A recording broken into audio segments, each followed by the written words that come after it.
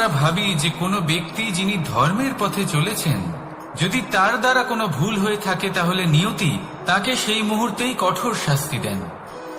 কিন্তু সেই সব মানুষ যারা সংসারের সবথেকে বড় অধর্মী, বহু নিকৃষ্ট মানের কাজ করেন, তাদের নিয়তি অনেক সুযোগ দেন।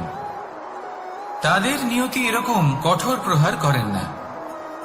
এই ভাবনা কখনো না কখনো মনে আসেই। ভেবে দেখুন কেন।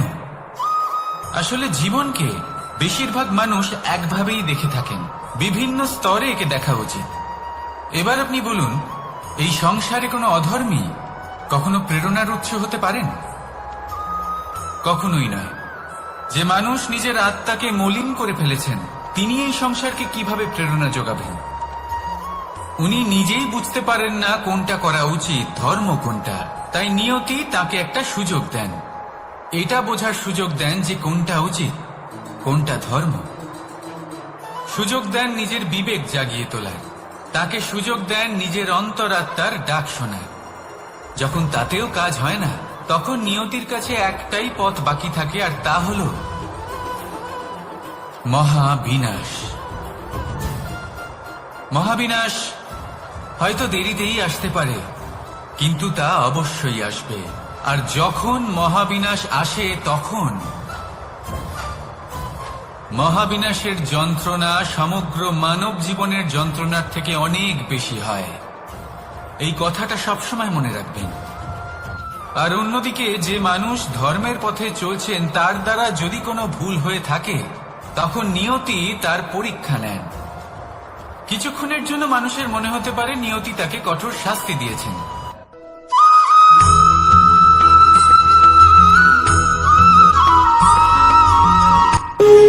যখন মানুষের মৃত্যু হয় তখন কি হয়?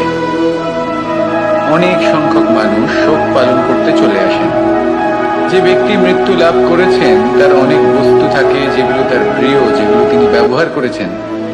তার শয্যা, তার বস্ত্র, তার আভূষণ সবকিছু তার থেকে বিচ্ছিন্ন করা হয় এবং খালি হাতে তাকে শ্মশানের উদ্দেশ্যে রওনা করা হয়। আমি আপনাকে এই প্রশ্ন করতে চাই, আপনি এই সংসারে কি অর্জন করেছেন? ধন সম্পত্তি, বস্ত্র, আভূষণ, এই সবকিছু যে আপনি অর্জন করেছেন, আপনার মৃত্যুর পরে তা আপনার থেকে দূর হয়ে যাবে। এর উত্তর হলো একটাই, আপনার কর্ম। শুধু সেটাই আছে যা একান্ত আপনার, আর শুধু সেটাই এই সংসার থেকে চলে যাওয়ার পরেও সংসারেই জীবিত থাকবে। যদি আপনি দুষ্কর্ম করেন, তাহলে এই সংসার আপনাকে একটি অনুচিত উদাহরণ হিসেবে মনে রাখবে যে এই ব্যক্তি খুব পাপী ছিল, অনুচিত কর্ম করতেন। যে পথে তিনি চলেছেন সেই পথে কারোর চলা উচিত নয়। সেখানেই যদি আপনি সৎকর্ম করেন, তাহলে সংসার চিরকাল এটাই বলবে যে খুব ভালো মানুষ ছিলেন, সবাইকে ভালোবাসতেন, সবাইকে সাহায্য করতেন, আমার খুব প্রিয় মানুষ ছিলেন। এটাই হলো শ্রেষ্ঠ কর্ম। সেই জন্য জীবনে শুধুমাত্র ধন সম্পত্তি, আভূষণ এই সব অর্জন করতে গিয়ে নিজের মনোনিবেশ করবেন না। শ্রেষ্ঠ কর্ম করুন। সংসার থেকে চলে যাওয়ার পরেও এই কর্মই এই সংসারে আপনাকে জীবিত রাখবে। আসুন আমার সাথে ভালোবেসে বলুন, রাধা রাধা।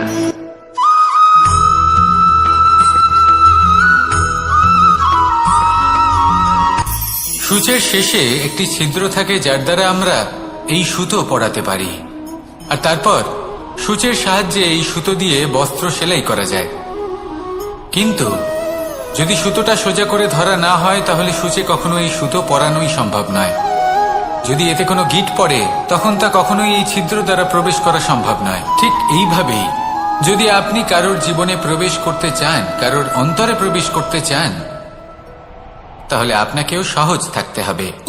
এতে কোনো গিঁট থাকলে চলবে না, অর্থাৎ মনে যাতে কোনো মালিন্য না থাকে, যেন কোনো কুচিন্তা না থাকে। যদি এসব থাকে, তাহলে আপনি কখনো কারোর জীবনে প্রবেশ করতে পারবেন না। আর যদি কোনোভাবে আপনি প্রবেশ করেও যান, তাহলে তার মনে ঘর করতে পারবেন না। নিজেকে এই সুতোর মতন করে তুলুন, সহজ। মনে যেন কোনো কুচিন্তা না থাকে, সবার প্রতি যেন সদ্ভাবনা থাকে, শুভ চিন্তা থাকে। এমনটা করতে থাকুন। এমন একটা দিন আসবে যেদিন এই সমস্ত সংসারের ব্যক্তির মনে আপনি বাস করবেন, আর তখন এই মন প্রসন্ন হয়ে বলবে, রাধা রাধা।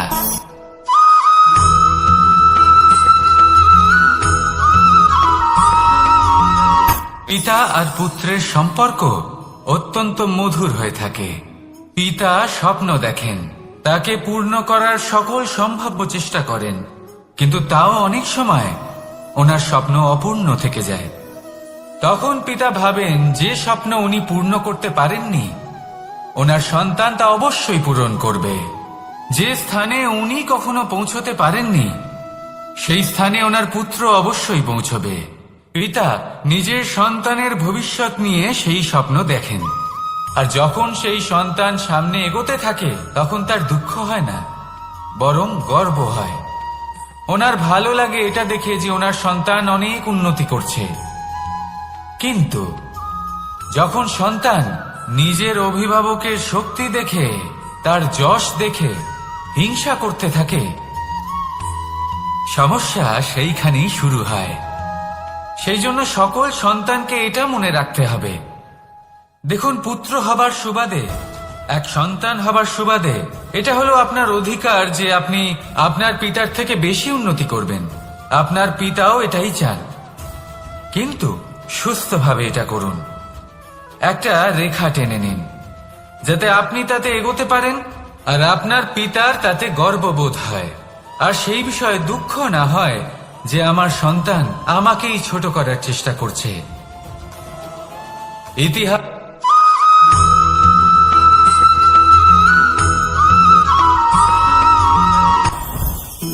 জীবনে কিছু শেখা অত্যন্ত গুরুত্বপূর্ণ।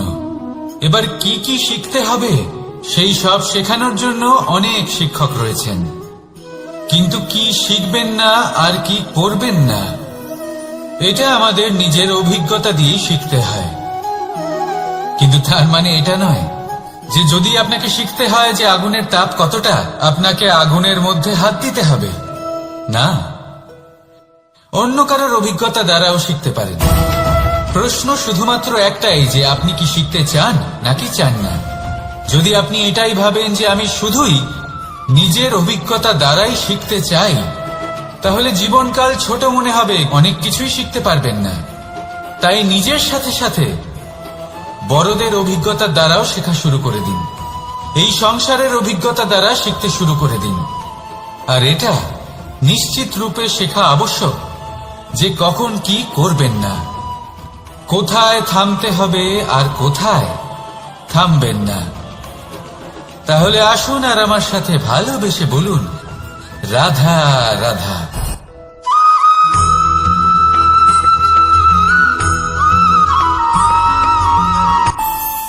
আমাদের মনে যখন কোনো প্রশ্ন ওঠে, কোনো দ্বন্দ্ব জাগে, তখন আমরা যাই আমাদের গুরুর কাছে, আমাদের আরাধ্যের কাছে গিয়ে জিজ্ঞেস করি। এইভাবেই একদিন আমি পৌঁছলাম আমার আরাধ্যের কাছে, আমার মহাদেবের কাছে, আর ওনাকে প্রশ্ন করলাম যে মহাদেব, জীবনে আনন্দ পাওয়ার, উৎসব পালনের, প্রেম ভাগ করে নেবার, জীবনকে উপভোগ করে নেওয়ার সর্বশ্রেষ্ঠ সময় কোনটা? মহাদেব হাসলেন আর উনি বললেন, জীবনে উৎসব পালনের সব থেকে শ্রেষ্ঠ দিন হল মৃত্যুর ঠিক আগের দিনটা। প্রেম ভাগ করে নেওয়ার সব থেকে শ্রেষ্ঠ মুহূর্ত হল মৃত্যুর ঠিক আগের মুহূর্ত। জীবনকে উপভোগ করে নেওয়ার সর্বশ্রেষ্ঠ প্রহর হল মৃত্যুর এক প্রহর পূর্বে। তখন আমি চমকে গেলাম। আমি বললাম, কিন্তু মহাদেব, মৃত্যু তো অনিশ্চিত, আমরা জানিও না কবে আমাদের মৃত্যু হবে। মহাদেব আবার হাসলেন। উনি বললেন যে যদি আমরা এভাবে জীবন কাটাই যে আমরা জীবনের প্রত্যেক দিন, প্রত্যেক মুহূর্ত, প্রত্যেক প্রহর শেষ বলে মনে করি, তাহলে আমাদের সমস্ত জীবন আনন্দের সাথেই অতিবাহিত হবে। কি বলেন?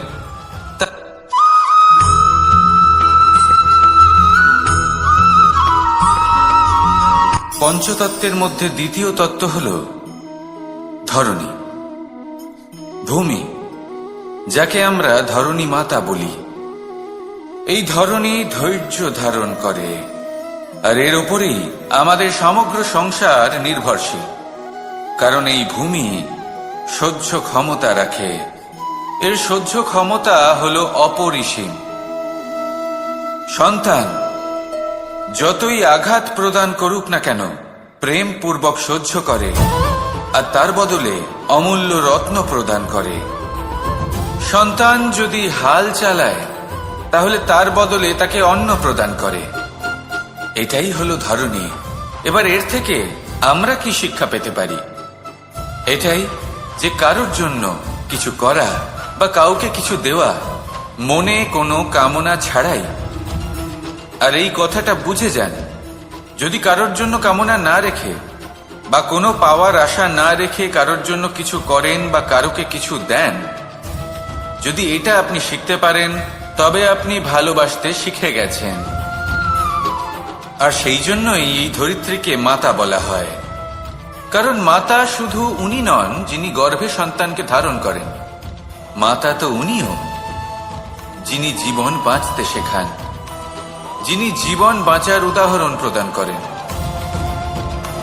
তাহলে ধরণীর থেকে এই নিঃস্বার্থ ভাব শিখুন, নিঃস্বার্থ ভালোবাসা শিখুন, আর এই ভালোবাসার সাথেই বলুন রাধা রাধা।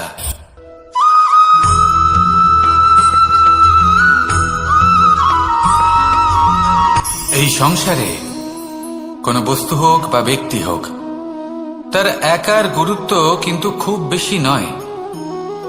একটা উদাহরণ হিসেবে বৃষ্টির ফোঁটাকে ভেবে দেখুন। যদি একটি বৃষ্টির ফোঁটা হয় তাহলে তার খুব বেশি গুরুত্ব থাকে না, কিন্তু যখন সহস্র বৃষ্টির ফোঁটা মেঘের মধ্যে দিয়ে ঝরে পড়ে, তখন সেটা বর্ষার রূপ ধারণ করে। সেই বর্ষা যা এই প্রকৃতিকে শান্ত করে। সেইভাবেই পাথরের ছোট টুকরো তার খুব বেশি গুরুত্ব থাকে না, কিন্তু যখন অসংখ্য পাথরের টুকরো একত্রিত হয় তখন তা পর্বতের আকার ধারণ করে। সেইভাবেই কিছু মানুষ যখন একত্রিত হন তখন তৈরি হয় পরিবার, কিছু পরিবার যখন একত্রিত হয় তখন তৈরি হয় সমাজ, যখন অনেক সংখ্যক সমাজ একত্রিত হয় তখন তৈরি হয় রাজ্য। এবার এই রাজ্যের সব থেকে গুরুত্বপূর্ণ ব্যক্তি হতে পারেন রাজা, কিন্তু তাও সেই রাজা একা কিছু করতে পারেন না। যুদ্ধ লড়ার সময় তারও নিজের সৈন্যদলকে প্রয়োজন পড়ে। কিন্তু এই সংসারে এমন একজন ব্যক্তি আছেন যিনি একাই সব কাজ করতে থাকেন, এবং সেই ব্যক্তি হলেন মা। আমাদের জীবনে একজন পিতার ভূমিকা কিন্তু নিঃসন্দেহে অমূল্য, কিন্তু আমাদের সকলের জীবনে যে ভূমিকা একজন মায়ের তা অন্য কারোর থাকে না। একজন মা একাই সন্তানকে বড় করতে পারেন, সংস্কারী করে তুলতে পারেন, তার জন্য পরিশ্রম করেন। আর এত কিছু কাজ করার পরেও তার কাজের জন্য তিনি প্রশংসা অবশ্য পান না। উল্টে যদি সেই সন্তান অনুচিত পথে চালিত হয়, অনুচিত কর্ম করে, তখন সেই মাকেই অপবাদের পাত্র হয়ে উঠতে হয়। আমাদের জীবনে মায়ের যোগদান কতটা সেটা বুঝুন। আপনাকে বড় করে তোলার জন্য উনি কতটা পরিশ্রম করেছেন সেটা বুঝুন। আজ থেকে, এখন থেকে, এই মুহূর্ত থেকে মাকে সম্মান করতে শিখুন। যখন সময় পাবেন, যখন সুযোগ হবে, তখন তার প্রশংসা করুন, ওনারও ভালো লাগবে। আর মায়ের এই মমতার জন্য, তার এই ভূমিকার জন্য আসুন সবাই মিলে আমরা তাকে প্রণাম করি, আর সকলে মিলে ভালোবেসে বলি রাধা রাধা।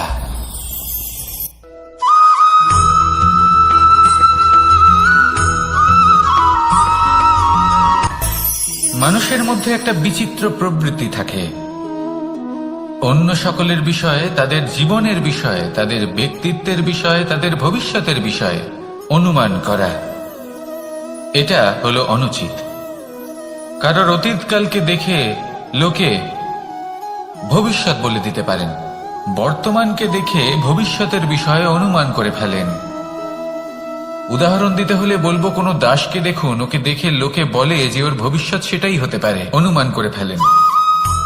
আর এই রাজাকে দেখুন, উনি তো কত সুখী হবেন। উনি তো জগতের সব থেকে অধিক সুখী মানুষ। কত সুখ সুবিধা আছে ওনার কাছে, ধারণা করে ফেলেন। তবে সত্য তো এটাই যে কারোর ব্যক্তিত্বের বিষয়ে, তাদের ভবিষ্যতের বিষয়ে আপনি পূর্ণ সত্য কখনোই বলতে পারবেন না, শুধু অনুমান করতে পারবেন। আর এই অনুমান করে সত্যি কোনো লাভ হয় না, কারণ এই কাল সেটা হলো অত্যন্ত শক্তিশালী। কালো থেকে কালোতর কয়লাকেও হিরেতে পরিণত করতে পারে, অনেক বড় বড় রাজাকেও বিদূষক বানিয়ে ফেলতে পারে এক মুহূর্তেই। তাহলে আপনি অনুমান করে কি লাভ? কি পেলেন অনুমান করে?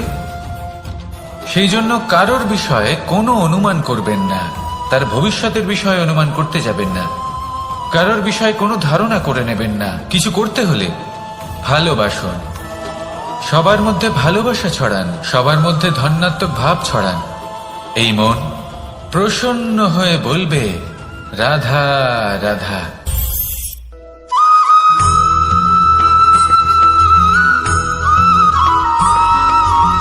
পঞ্চতত্ত্বের মধ্যে দ্বিতীয় তত্ত্ব হল ধরণী, ভূমি, যাকে আমরা ধরণী মাতা বলি।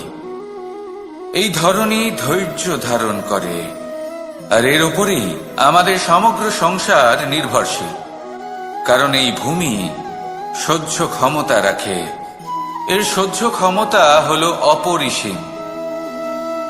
সন্তান যতই আঘাত প্রদান করুক না কেন, প্রেম পূর্বক সহ্য করে, আর তার বদলে অমূল্য রত্ন প্রদান করে।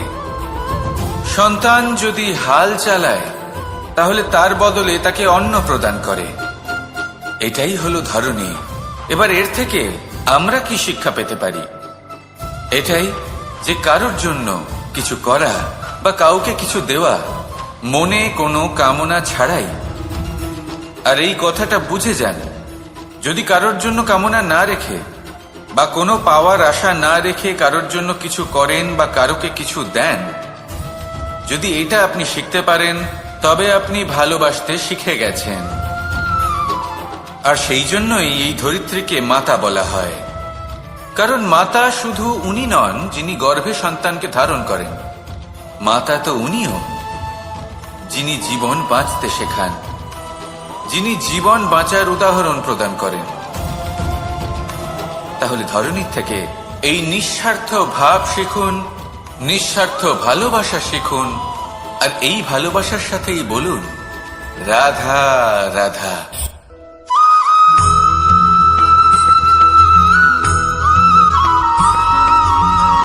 সংসারে আমাদের জীবনে যখন কোনো সুখ বা দুঃখ আসে, তার জন্য আমরা কাউকে না কাউকে অবশ্যই দায়ী করে থাকি, তাই না? এই ব্যক্তি আমাদের সাথে এরকম কাজ করেছেন, তাই আমার সাথে এমন হলো। ওই ব্যক্তি যদি এমনটা না করতেন, তাহলে আজ আমি ওই স্থানে পৌঁছতে পারতাম। সবই আপনার দৃষ্টিভঙ্গির ওপর নির্ভরশীল। আর যদি আপনার দৃষ্টিভঙ্গি এমন হয়, তাহলে তা অনুচিত। সত্যি কথা বলতে এই সংসারে ভিন্ন ভিন্ন ধরনের মানুষ আছে। এটা আপনার উপর নির্ভর করছে কিভাবে তাদের স্বাগত জানাবেন। একবার ভাবুন, আমি আমার দুটো হাত সামনে নিয়ে এলাম, দুটো মুঠো খুলে দিলাম। দুই প্রকারের মানুষ আসবেন, কিছু না কিছু দিয়ে যাবেন। এই মুঠো যদি আমি বন্ধ করে দিই, তাহলে না কেউ আমাকে কিছু দিতে পারবে, না আমার কিছু যাবে আসবে। নিশ্চয়ই বুঝতে পারছেন এই দুই ধরনের ব্যক্তি কারা এবং তারা কি দিয়ে যান। আমি যদি নিজের মুঠো খুলে দিই, তাহলে কিছু ভালো মানুষ আসবেন, আমাকে আনন্দ, সন্তুষ্টি, জ্ঞান প্রদান করে যাবেন, ভালো অভিজ্ঞতা দিয়ে যাবেন। কোনো খারাপ ব্যক্তি যদি আসেন, তাহলে তিনিও খারাপ অভিজ্ঞতা দেবেন, যার থেকে আমি শিক্ষা লাভ করব। এই সব কিছু আমি লাভ করতে পারি। মুঠো যদি বন্ধ করে রাখি, তাহলে আমি কিছুই পাবো না। দেখুন, এই সংসারে প্রত্যেকের জীবনে এরকম, প্রত্যেকের জীবনে সবকিছুই আছে, ভালো খারাপ দুই মানুষই আছে, ভালো অভিজ্ঞতা আছে, খারাপ অভিজ্ঞতা আছে। নির্ভর করছে আপনার উপর যে আপনি কি করবেন, এনাদের স্বাগত কিভাবে জানাবেন, কার থেকে কি বুঝবেন, কি শিখতে পারবেন, আর কোন দৃষ্টিভঙ্গি নিয়ে অগ্রসর হবেন। এটাই নির্ধারণ করবে যে আপনার জীবন কেমন হবে। আসুন আমার সাথে ভালোবেসে বলুন রাধা রাধা।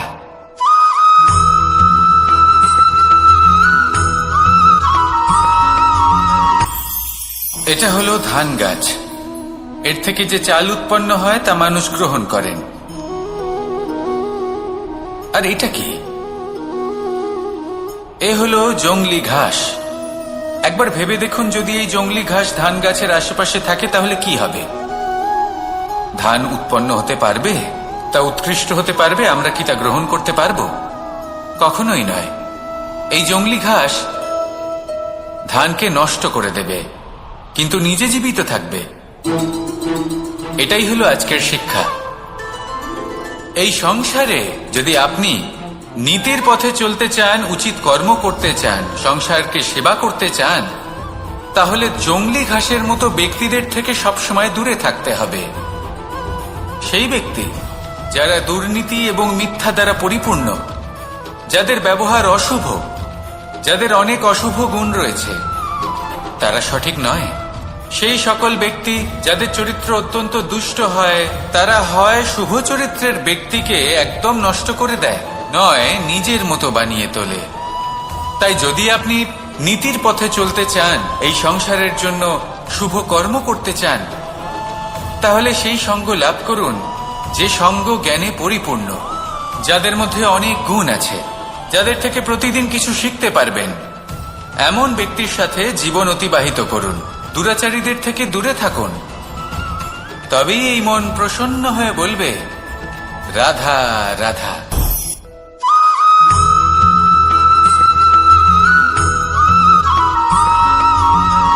মানুষের মানসিকতা এমন হয় যে সে যতটা করে আশা করে যে তার থেকে অনেক বেশি তার বদলে সে পাবে।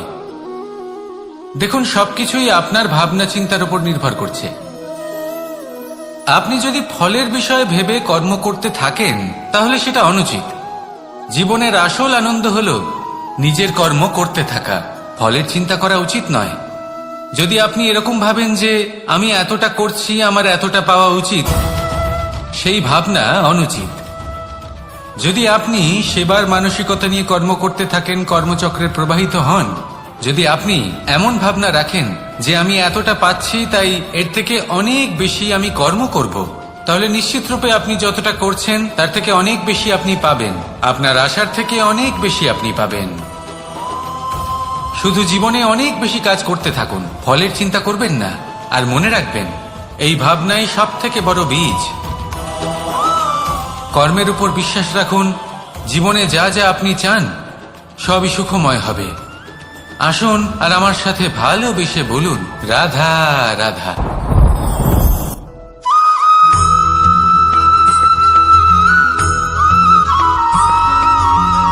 আপনি কখনো কোনো বাজকে নিজের বাসা বানাতে দেখেছেন? এই বাজ যখনই কোনো বাসা বানায় তখন উঁচু গাছের ডালে বা কোনো পর্বতের শিখরে বাসা বানায়, অনেক উচ্চতায়। আর সেখানে তার সন্তানও জন্মগ্রহণ করে। যখন এই সন্তানেরা জন্মায় তখন এই বাজ খুবই ভালোবেসে এবং খুব সাবধানে এদের পালন পোষণ করে। নিজের ঠোঁট দিয়ে তাদের ঠোঁটে খাবার পরিবেশন করে।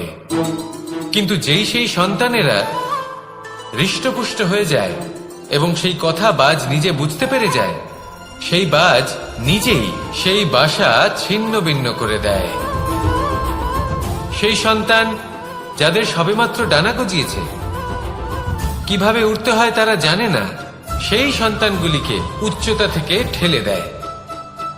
সেই সন্তান প্রথমে ভয়ভীত হয়ে যায়। তারা সামনে মৃত্যুকে দেখতে পেয়ে ভয়ের কারণে তাদের ডানা ঝাপটাতে থাকে। আর সেই প্রক্রিয়াতেই সেই সন্তানগুলি উড়তে শুরু করে দেয়। এবার এই ঘটনায় আমরা কি শিক্ষা পেতে পারি? এটাই, যদি আপনি মাতা পিতা হন তাহলে নিজের সন্তানকে অবশ্যই স্নেহ করুন, কিন্তু তাদেরকে নিজের আঁচলের তলায় বেঁধে রাখবেন না। যদি আপনি চান আপনার সন্তান জীবনে উন্নতি করুক, তাহলে নিজের মুঠো থেকে তাদের স্বতন্ত্র করে দিন। এই সংসারে সংঘর্ষ করতে দিন। সেই সন্তান নিজেই বুঝতে পারবে যে জন্মের সময় পাওয়া ডানা কি করে ব্যবহার করতে হয়। আর আপনার চোখের সামনে আপনার সন্তান এই আকাশে উড়তে থাকবে। তাহলে আসুন আমার সাথে ভালোবেসে বলুন, রাধা রাধা।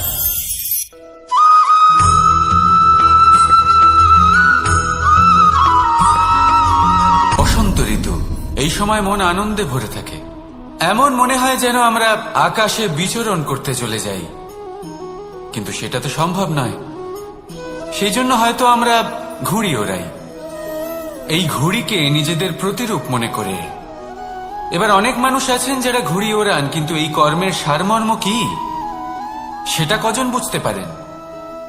আপনি এটা মনে করুন যে আপনি হলেন সেই ঘুড়ি, আর এই সুতো যিনি ধরে রয়েছেন তিনি হলেন পরমাত্মা। আর এই সুতো যেখান থেকে শুরু হয় সেই লাটাই হল আমাদের কর্মচক্র। এবার আপনি নিজেই অনুমান করুন যে এই উড়ান কার ওপর নির্ভরশীল? পরমাত্মার ওপর আর আপনার কর্মের ওপর।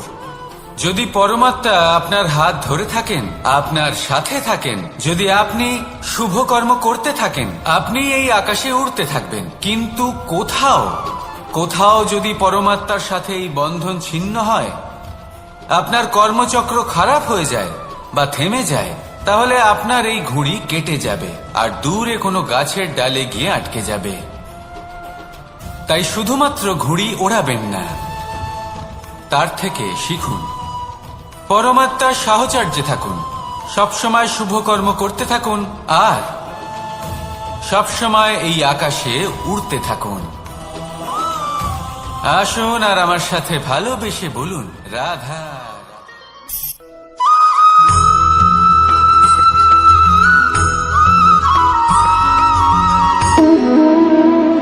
সম্পর্ক হলো আমাদের জীবনের একটি আধার। কিছু সম্পর্ক এমন যে আমরা জন্মসূত্রে লাভ করি, যেমন পরিবার, মা, বাবা। কিছু সম্পর্ক আছে যে আমরা জীবনে অর্জন করে থাকি, তা সে প্রেমের হোক, স্নেহের হোক বা বন্ধুত্বের। এই সকল সম্পর্ক লাভ করার বা গড়ে তোলার 5টি ধাপ রয়েছে। প্রথম ধাপ, কোনো ব্যক্তির সাথে আলাপ হওয়া, তার সাথে কথা বলা বা তাকে দেখা। দ্বিতীয় ধাপ, সে ব্যক্তিকে আমাদের ভালো লাগা। তৃতীয় ধাপ, আমাদের এটা চাইতে শুরু করা যে জীবনে এই ব্যক্তি যেন আমাদের বন্ধু হন, আমাদের জীবনে থাকেন, বা আমাদের কাউকে ভালোবেসে ফেলা। আর এটা আমাদের ভাবা বা চাওয়া যে সেই ব্যক্তি যেন আজীবন আমার সাথে থাকেন, আমার জীবনে আমার সাথী হয়ে। চতুর্থ ধাপ, লাভ করা। এবার এই ধাপটি অনেক মানুষের পক্ষে খুবই সরল হয়, বড়ই সরল ভাবে নিজেদের সঙ্গীকে লাভ করে থাকেন। কিছু মানুষের জন্য এই ধাপ অত্যন্ত কঠিন হয়ে থাকে। অনেক প্রতিকূল পরিস্থিতির উপর জয়লাভ করে তারা সঙ্গীকে লাভ করেন, কিন্তু লাভ অবশ্যই করেন।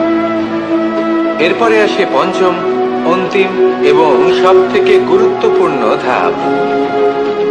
সেটা হলো সেই সম্পর্ক পালন করা। এটা হলো এমন এক বিষয় যা প্রত্যেক মানুষের শেখা উচিত। যদি ব্যক্তি নিজের জীবনে সম্পর্ক রক্ষা করতে শিখে যান, তবে প্রত্যেক সম্পর্ক তার জীবনকে স্বর্গ করে তুলবে। আসুন আর আমার সাথে ভালোবেসে বলুন, রাধা রাধা।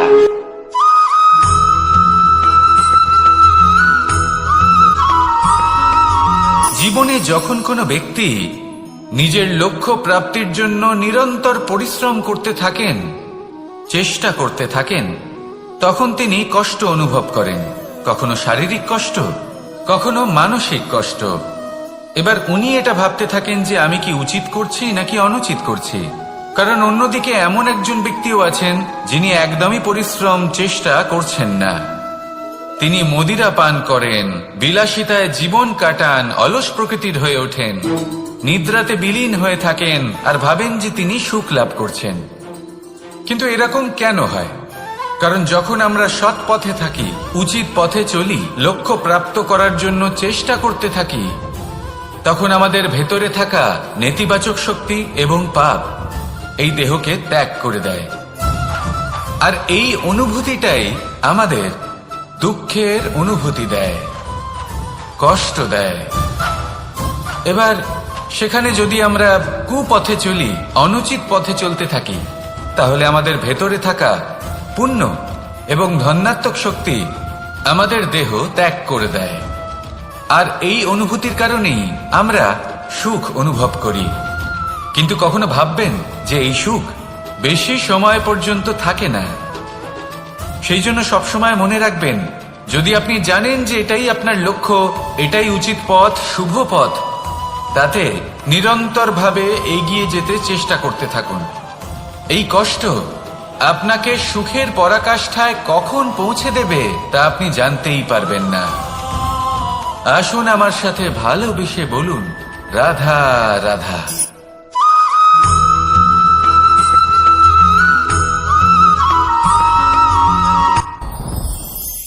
সাথী, সাথী এই শব্দটির ব্যাখ্যা কে কিভাবে করে? মিত্র, সখা, বন্ধু। কিন্তু অর্থ একটাই, তিনি যিনি আপনার সঙ্গী হন আর তিনি যার সাথী আপনি হন। এবার সব থেকে বড় প্রশ্ন হলো এটাই যে তিনি কে হতে পারেন যাকে আপনি আপনার সাথী বলে মেনে নিতে পারেন, নিজের সখা, নিজের মিত্র, নিজের বন্ধু মেনে নিতে পারেন। আপনার সাথী হলেন তিনি যিনি দুঃখের সময় আপনার পাশে থাকবেন, আপনার হাত ধরে থাকবেন। আপনার সাথী হলেন তিনি যার হাত আপনি নিজের সুখের দিনে ধরে থাকবেন। সেই সাথীরই হাত ধরুন যিনি দুঃখে সবসময় আপনাকে সাহায্য করার জন্য তৎপর হয়ে থাকেন, আপনার পাশে থাকেন, আর যাকে সুখের দিনে আপনি আপনার সাথে রাখতে পারেন। আর যখন আপনার সাথে আপনার এই সাথী থাকবে তখন আপনি এটা বুঝবেন যে যখন জীবনে দুঃখ আসে তখন এই দুঃখ কমে যায়, সবার মধ্যে ভাগ হয়ে যায়। আর যদি তখন সুখ আসে তাহলে সেটা সবার উপস্থিতিতে আরো বেড়ে যায়। এটাই হলো প্রেম, এটাই হলো ভালোবাসা, এটাই হলো সঙ্গ, যেমন সম্পর্ক আমার আর রাধার মাঝে। তাহলে আসুন আর আমার সাথে ভালোবেসে বলুন, রাধা রাধা।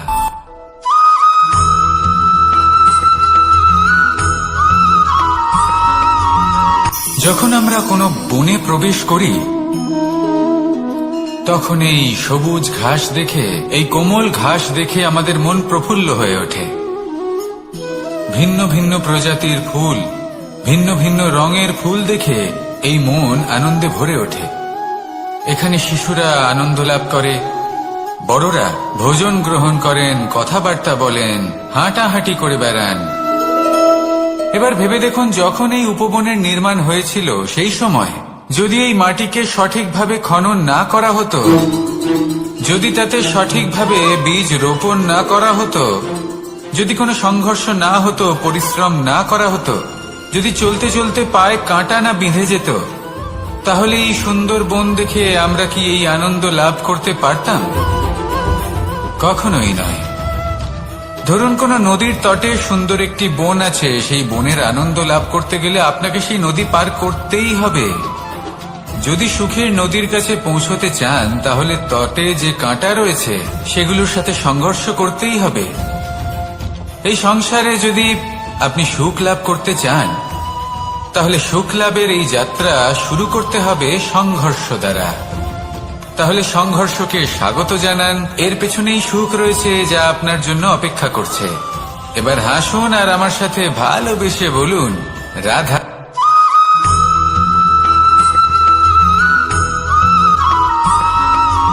জীবনে অগ্রসর হওয়ার জন্য আমাদের কাকে প্রয়োজন হয়? মাতা পিতা, বন্ধু, প্রেম, সাহায্য, অর্থ, পরিশ্রম, আশা। ভিন্ন ভিন্ন মানুষ ভিন্ন ভিন্ন বিকল্প চয়ন করে। যদি আমি আপনাকে বলি তাহলে জয় আর পরাজয়ের মন্ত্র দুটো শব্দের উপর নির্ভর করে, মেনে নেওয়া আর দৃঢ় হওয়া। যদি মেনে নেন তাহলে হেরে যাবেন, যদি দৃঢ় হন তাহলে নিশ্চিত রূপে জয়ী হবেন। যদি কখনো আপনি ক্লান্ত হয়ে ওঠেন, আপনি দুঃখী হন, পুরোপুরি ভেঙে পড়েছেন, তখন মেনে নেবেন না যে আপনি ভেঙে পড়েছেন, নয়তো হেরে যাবেন। তখন উল্টে স্থির করবেন যে যাই হয়ে যাক না কেন আমি জয়ী হবই। আর আপনি দেখবেন যে জয় নিশ্চিত রূপে আপনার কাছেই আসবে।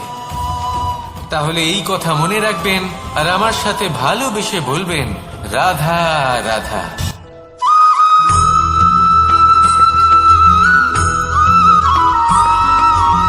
এই সংসারে সব থেকে বড় ব্যক্তি কে?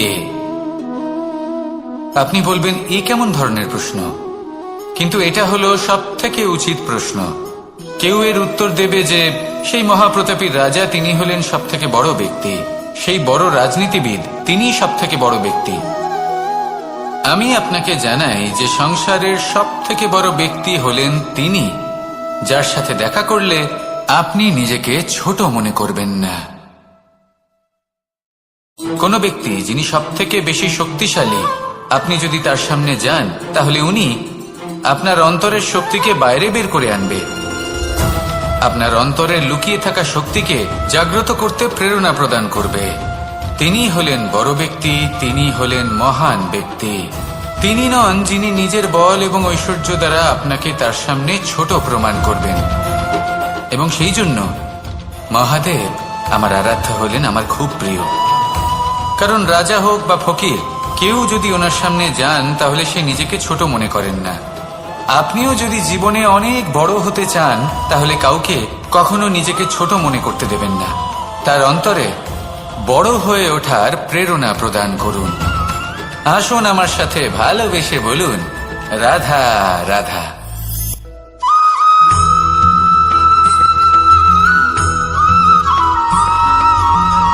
মানুষের মানসিকতা এমন হয় যে সে যতটা করে আশা করে যে তার থেকে অনেক বেশি তার বদলে সে পাবে। দেখুন, সবকিছুই আপনার ভাবনা চিন্তার উপর নির্ভর করছে। আপনি যদি ফলের বিষয়ে ভেবে কর্ম করতে থাকেন তাহলে সেটা অনুচিত। জীবনের আসল আনন্দ হলো নিজের কর্ম করতে থাকা, ফলের চিন্তা করা উচিত নয়। যদি আপনি এরকম ভাবেন যে আমি এতটা করছি, আমার এতটা পাওয়া উচিত, সেই ভাবনা অনুচিত। যদি আপনি সেবার মানসিকতা নিয়ে কর্ম করতে থাকেন, কর্মচক্রে প্রবাহিত হন, যদি আপনি এমন ভাবনা রাখেন যে আমি এতটা পাচ্ছি তাই এর থেকে অনেক বেশি আমি কর্ম করব, তাহলে নিশ্চিতরূপে আপনি যতটা করছেন তার থেকে অনেক বেশি আপনি পাবেন, আপনার আশার থেকে অনেক বেশি আপনি পাবেন। শুধু জীবনে অনেক বেশি কাজ করতে থাকুন, ফলের চিন্তা করবেন না।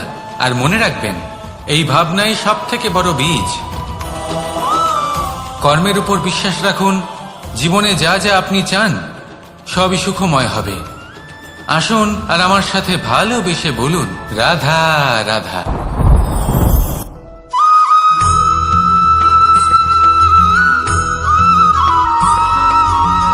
এই দড়িটা দেখুন, ছোট ছোট রেশম দ্বারা তৈরি, এটা সরু সুতো দ্বারা তৈরি হয়েছে এটা, আর এ অত্যন্ত কোমলও বটে।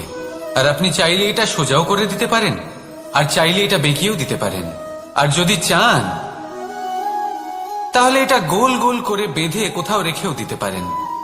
এবার এই কোমল দড়ি যদি কোনো নিষ্ঠুর কঠিন পাথরে বারংবার জড়িয়ে দেওয়া হয় তাহলেও তাকেও কাটতে পারে, নিজের ছাপ ছেড়ে যেতে পারে, সেটার আকারও বদলে ফেলতে পারে।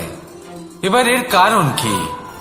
এর কারণ হলো অভ্যাস আর নিরন্তর প্রচেষ্টা। যদি আপনিও চেষ্টা করেন আর নিরন্তর কর্ম করে যান, তাহলে আপনার প্রারব্ধ পাথরের মতো কঠিনই হোক না কেন, তাতে ভাঙন ধরিয়েও আপনি নিজের লক্ষ্যে অবশ্যই পৌঁছতে পারবেন। একটা গুরুত্বপূর্ণ কথা মনে রাখবেন, সুকর্মের অভ্যাস আর নিরন্তর প্রয়াস, এই হলো সাফল্যের মন্ত্র। তাহলে জীবনে এই মন্ত্র আনুন আর আমার সাথে ভালোবেসে বলুন, রাধা রাধা।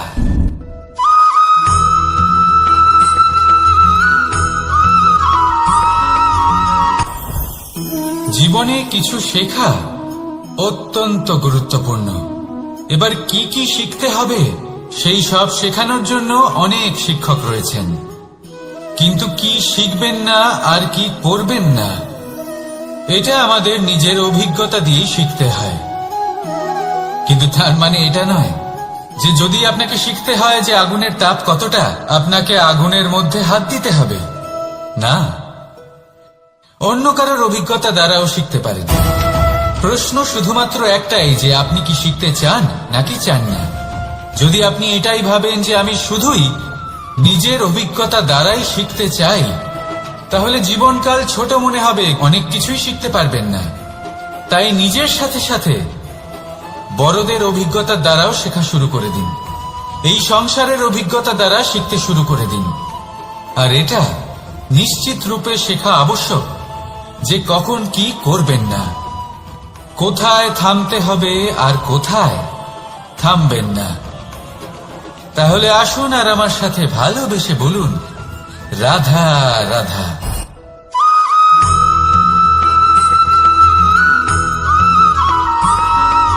মানুষের একটি সমস্যা আছে যে মানুষ সাফল্যকে মাপতে থাকেন, লক্ষ্যপ্রাপ্তিকে মাপতে থাকেন এবং তার তুলনা করতে থাকেন যে ও এত কিছু পেল আর আমি পেলাম না,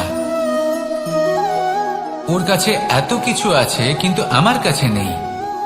এই তুলনা করার জন্য ওনারা দুঃখী হয়ে পড়েন, নিরাশ হয়ে পড়েন। তাই আমি একটা প্রশ্ন করছি যে এটা কি উচিত? এই সংসারে আপনি কি নিয়ে তুলনা করবেন, যেখানে সূর্যদেব চন্দ্রমা দুজনেই আছেন, দুজনেই হলেন বিশেষ, দুজনেই নিজ নিজ সময়ে উদিত হন। এদের মধ্যে একজন না থাকলে তাহলে আমাদের জীবন কঠিন হয়ে পড়বে। ঠিক সেইভাবেই আপনি যদি একটা বড় রেখা অঙ্কন করেন তাহলে অন্য রেখাটি ছোট হয়ে পড়ে না, সে তেমনই থাকে যেমনটা সে ছিল। আপনার অস্তিত্ব কখনো ছোট বা বড় হতে পারে না, শুধু তুলনা করার জন্য আপনার এটা মনে হতে পারে। যদি আপনি যুদ্ধ করতে চান আপনার তলোয়ারের প্রয়োজন পড়বে, যদি বস্ত্র তৈরি করতে চান এত বড় তলোয়ার দিয়ে কিছুই হবে না, তখন প্রয়োজন পড়বে একটা ছোট্ট সূচের।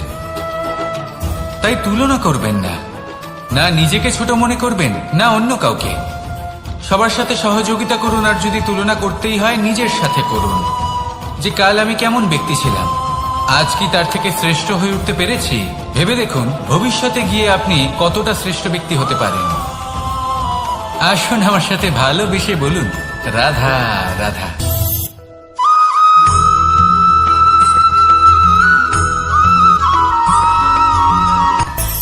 মানুষের মধ্যে একটা বিচিত্র প্রবৃত্তি থাকে, অন্য সকলের বিষয়ে, তাদের জীবনের বিষয়ে, তাদের ব্যক্তিত্বের বিষয়ে, তাদের ভবিষ্যতের বিষয়ে অনুমান করা। এটা হলো অনুচিত।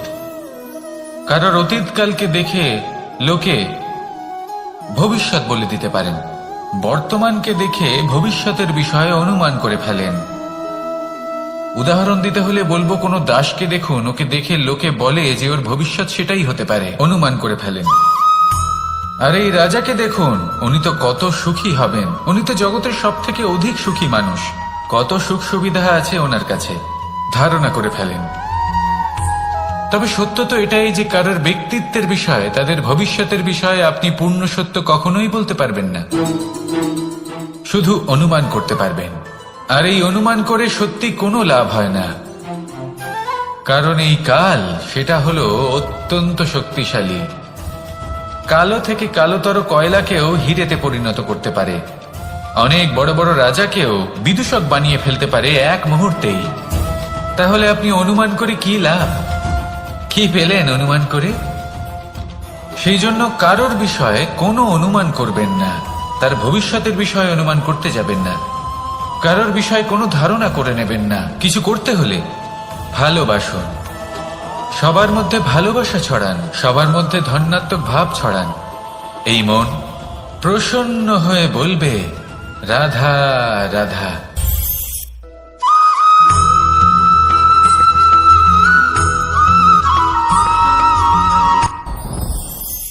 সাথী, সাথী এই শব্দটির ব্যাখ্যা কে কিভাবে করে? মিত্র, সখা, বন্ধু, কিন্তু অর্থ একটাই, তিনি যিনি আপনার সঙ্গী হন আর তিনি যার সাথী আপনি হন। এবার সব থেকে বড় প্রশ্ন হলো এটাই যে তিনি কে হতে পারেন যাকে আপনি আপনার সাথী বলে মেনে নিতে পারেন, নিজের সখা, নিজের মিত্র, নিজের বন্ধু মেনে নিতে পারেন। আপনার সাথী হলেন তিনি যিনি দুঃখের সময় আপনার পাশে থাকবেন, আপনার হাত ধরে থাকবেন। আপনার সাথী হলেন তিনি যার হাত আপনি নিজের সুখের দিনে ধরে থাকবেন। সেই সাথীরই হাত ধরুন যিনি দুঃখে সবসময় আপনাকে সাহায্য করার জন্য তৎপর হয়ে থাকেন, আপনার পাশে থাকেন, আর যাকে সুখের দিনে আপনি আপনার সাথে রাখতে পারেন। আর যখন আপনার সাথে আপনার এই সাথী থাকবে তখন আপনি এটা বুঝবেন যে যখন জীবনে দুঃখ আসে তখন এই দুঃখ কমে যায়, সবার মধ্যে ভাগ হয়ে যায়। আর যদি তখন সুখ আসে তাহলে সেটা সবার উপস্থিতিতে আরো বেড়ে যায়। এটাই হলো প্রেম, এটাই হলো ভালোবাসা, এটাই হলো সঙ্গ। যেমন সম্পর্ক আমার আর রাধার মাঝে। তাহলে আসুন আর আমার সাথে ভালোবেসে বলুন, রাধা রাধা।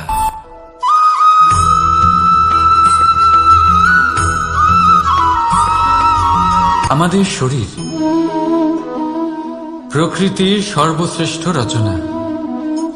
যে অঙ্গ প্রত্যঙ্গ আমরা লাভ করেছি প্রত্যেকটির মধ্যে একটি নিজস্ব বার্তা রয়েছে। একটু ভেবে দেখুন, দুটি চোখ দিয়েছে দেখার জন্য, দুটি কান দিয়েছে শোনার জন্য, নাসিকাও আছে দুটি, দুটি হাত দিয়েছে দ্বিগুণ পরিশ্রম করার জন্য। কিন্তু জীব শুধুমাত্র একটি। তার উপরেও তীক্ষ্ণ বলিষ্ঠ দাঁত দিয়েছে তার রক্ষার জন্য। কখনো ভেবে দেখেছেন কেন?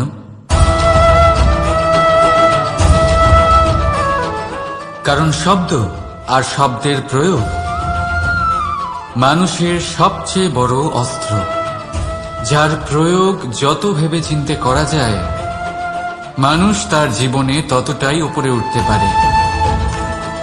তাহলে মনে রাখুন, দেখুন, শুনুন আর বুঝুন বেশি, বলুন কম। রাধা রাধা।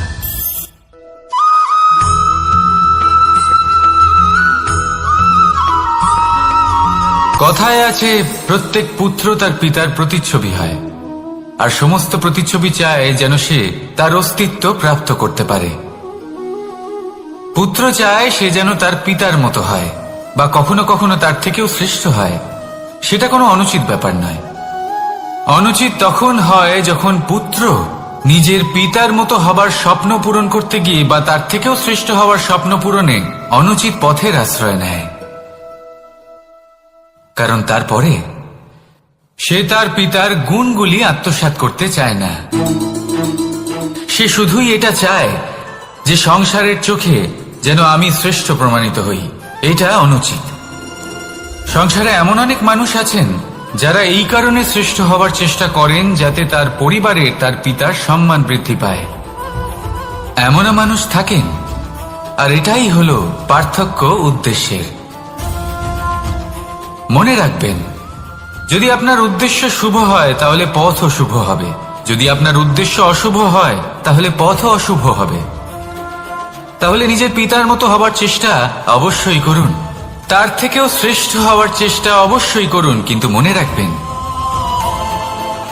আপনার সংকল্প আর আপনার উদ্দেশ্য এই দুই শুভ হওয়া উচিত। তাহলে আসুন আর আমার সাথে ভালোবেসে বলুন, রাধা রাধা।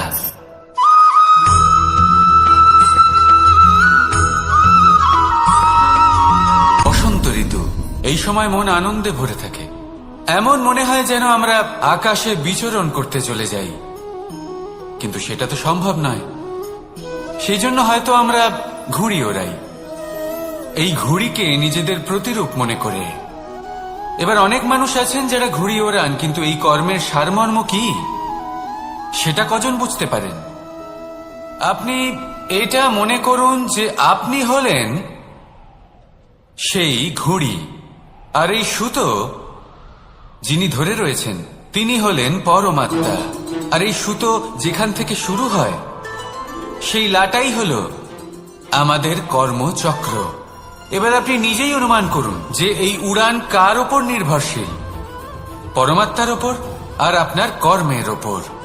যদি পরমাত্মা আপনার হাত ধরে থাকেন, আপনার সাথে থাকেন, যদি আপনি শুভ কর্ম করতে থাকেন, আপনি এই আকাশে উড়তে থাকবেন। কিন্তু কোথাও কোথাও যদি পরমাত্মার সাথে এই বন্ধন ছিন্ন হয়, আপনার কর্মচক্র খারাপ হয়ে যায় বা থেমে যায়, তাহলে আপনার এই ঘুড়ি কেটে যাবে আর দূরে কোনো গাছের ডালে গিয়ে আটকে যাবে। তাই শুধুমাত্র ঘুড়ি ওড়াবেন না, তার থেকে শিখুন পরমাত্মার সাহচর্যে থাকুন, সবসময় শুভ কর্ম করতে থাকুন, আর সবসময় এই আকাশে উড়তে থাকুন। আসুন আর আমার সাথে ভালোবেসে বলুন, রাধা।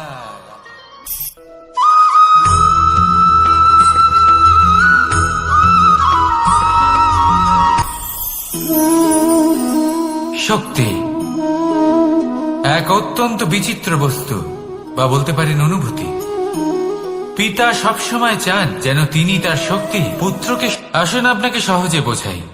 যদি আপনি সুপাত্র হন আর আপনাকে শক্তি দেওয়া হয়, তাহলে আপনি সেই শক্তির গুরুত্ব বুঝবেন, কোথায় সেই শক্তি প্রয়োগ করা উচিত সেটা বুঝবেন। আর এটা যেহেতু অর্জন করা শক্তি হবে, সেই শক্তির অপব্যবহার হবে না। কিন্তু যদি এই আপনি কুপাত্র হন আর যদি আপনাকে এই শক্তি দেওয়া হয়, তাহলে কি হবে? দেখতে গেলে এই শক্তি আপনি দান হিসেবে পেয়েছেন, তাই না আপনি এই শক্তির গুরুত্ব বুঝবেন আর না এর প্রয়োগ আপনি জানবেন। তার অপব্যবহার হওয়া সুনিশ্চিত। তাই যদি আপনি কোনো শক্তি অর্জন করতে চান, তাহলে আগে তার যোগ্য হয়ে উঠুন। পুত্র নয়, পাত্র হয়ে উঠুন। আর আমার সাথে ভালোবেসে বলুন, রাধা রাধা।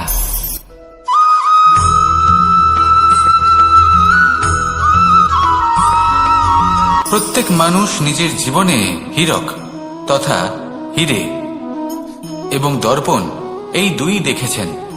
এই দুই হলো সাদা এবং এরা দুজনেই আলোর প্রতিফলন ঘটায় এবং এরা দুজনেই উজ্জ্বল হয়ে ওঠে। আপনি হয়তো মনে মনে ভাবছেন যে এটা কি ধরনের তুলনা করছি।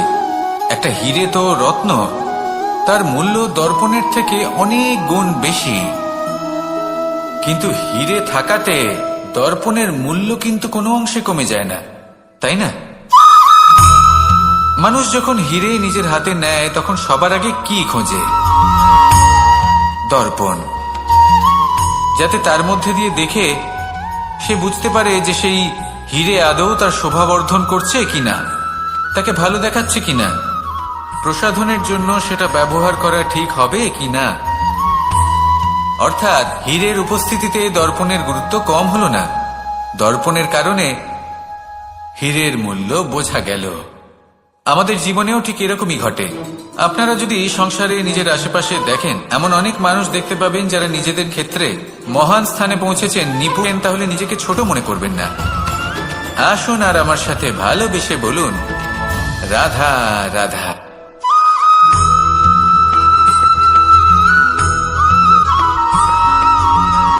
সংসারে আমাদের জীবনে যখন কোনো সুখ বা দুঃখ আসে, তার জন্য আমরা কাউকে না কাউকে অবশ্যই দায়ী করে থাকি, তাই না? এই ব্যক্তি আমাদের সাথে এরকম কাজ করেছেন, তাই আমার সাথে এমন হলো। ওই ব্যক্তি যদি এমনটা না করতেন, তাহলে আজ আমি ওই স্থানে পৌঁছতে পারতাম। সবই আপনার দৃষ্টিভঙ্গির ওপর নির্ভরশীল। আর যদি আপনার দৃষ্টিভঙ্গি এমন হয়, তাহলে তা অনুচিত। সত্যি কথা বলতে, এই সংসারে ভিন্ন ভিন্ন ধরনের মানুষ আছে। এটা আপনার উপর নির্ভর করছে কিভাবে তাদের স্বাগত জানাবেন। একবার ভাবুন, আমি আমার দুটো হাত সামনে নিয়ে এলাম, দুটো মুঠো খুলে দিলাম। দুই প্রকারের মানুষ আসবেন, কিছু না কিছু দিয়ে যাবেন। এই মুঠো যদি আমি বন্ধ করে দিই, তাহলে না কেউ আমাকে কিছু দিতে পারবে, না আমার কিছু যাবে আসবে।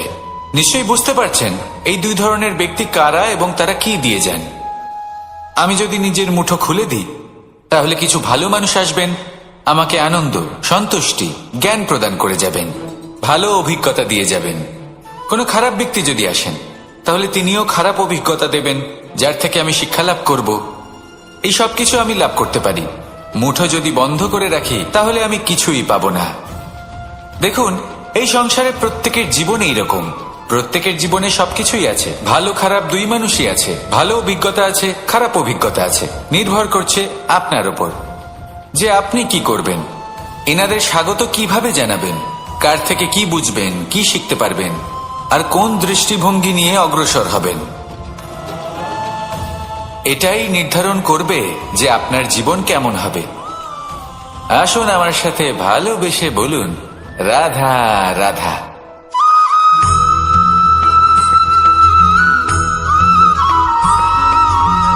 এই দড়িটা দেখুন, ছোট ছোট রেশম দ্বারা তৈরি, এটা সরু সুতো দ্বারা তৈরি হয়েছে এটা, আর এ অত্যন্ত কোমলও বটে। আর আপনি চাইলে এটা সোজাও করে দিতে পারেন, আর চাইলে এটা বেঁকিয়েও দিতে পারেন, আর যদি চান তাহলে এটা গোল গোল করে বেঁধে কোথাও রেখেও দিতে পারেন। এবার এই কোমল দড়ি যদি কোনো নিষ্ঠুর কঠিন পাথরে বারংবার জড়িয়ে দেওয়া হয়, তাহলেও তাকেও কাটতে পারে, নিজের ছাপ ছেড়ে যেতে পারে, সেটার আকারও বদলে ফেলতে পারে। এবার এর কারণ কি? এর কারণ হলো অভ্যাস আর নিরন্তর প্রচেষ্টা।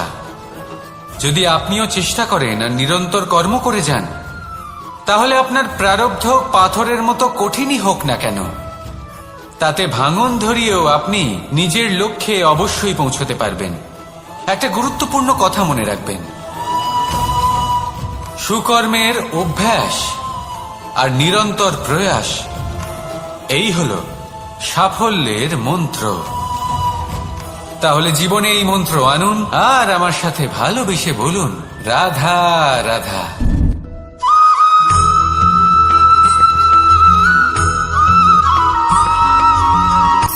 শক্তি শক্তি অর্জন করা এতটা কঠিন নয় যতটা শক্তি লাভ করার পরে সেই শক্তি সামলানো কঠিন হয়।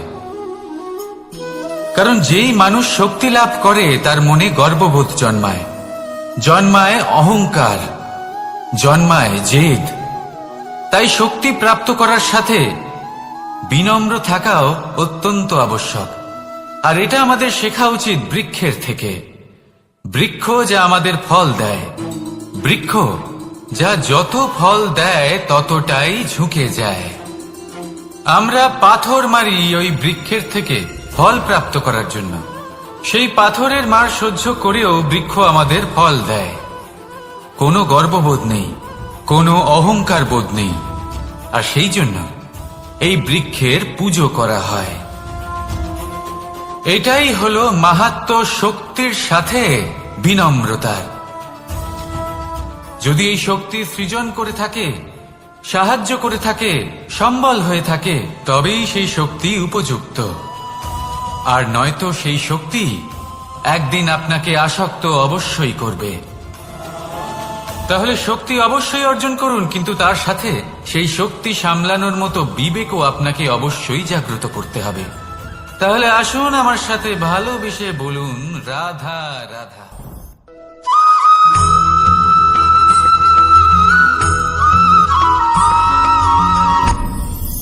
আপনি কি কখনো কোনো জলের ধারা দেখেছেন? তার সামনে যতই মাটি থাকুক না কেন, যতই কাদা থাকুক না কেন, যখন এই জলের ধারা বইতে আরম্ভ করে দেয়, তাহলে নিজের মনে, নিজের ভাবনার, নিজের জীবনের যত অনাবশ্যক তত্ত্ব আছে, অনুপযোগী অংশ রয়েছে, অর্থাৎ অপরিষ্কার অংশ রয়েছে, তা নিজে থেকেই নির্মল হয়ে উঠবে। আর যেরকম জলের ধারা কখনো থেমে থাকে না, সব সময় বয়ে চলে, সেভাবে আপনিও কখনোই থামবেন না। সবসময় বয়ে চলুন, এগোতে থাকুন। পথে যদি অনেক বিপদ আসে, সমস্যা আসে, থামবেন না, তার উপর নিরন্তর প্রহার করুন, নিরন্তর প্রয়াস করুন, আর অগ্রসর হন। আপনি ভেবে দেখুন, এই জলের ধারা কখনো থেমে থাকে না, সবসময় বয়ে চলে, বিপদের সম্মুখীন হয়ে তাকে সাথে বয়ে নিয়ে চলে।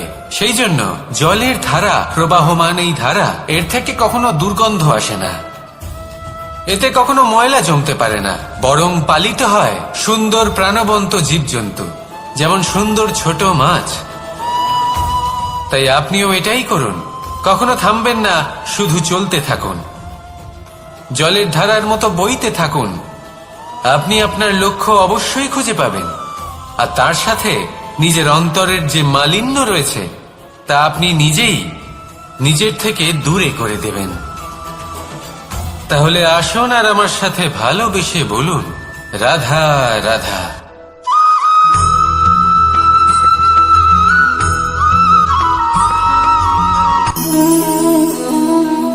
নিয়তি।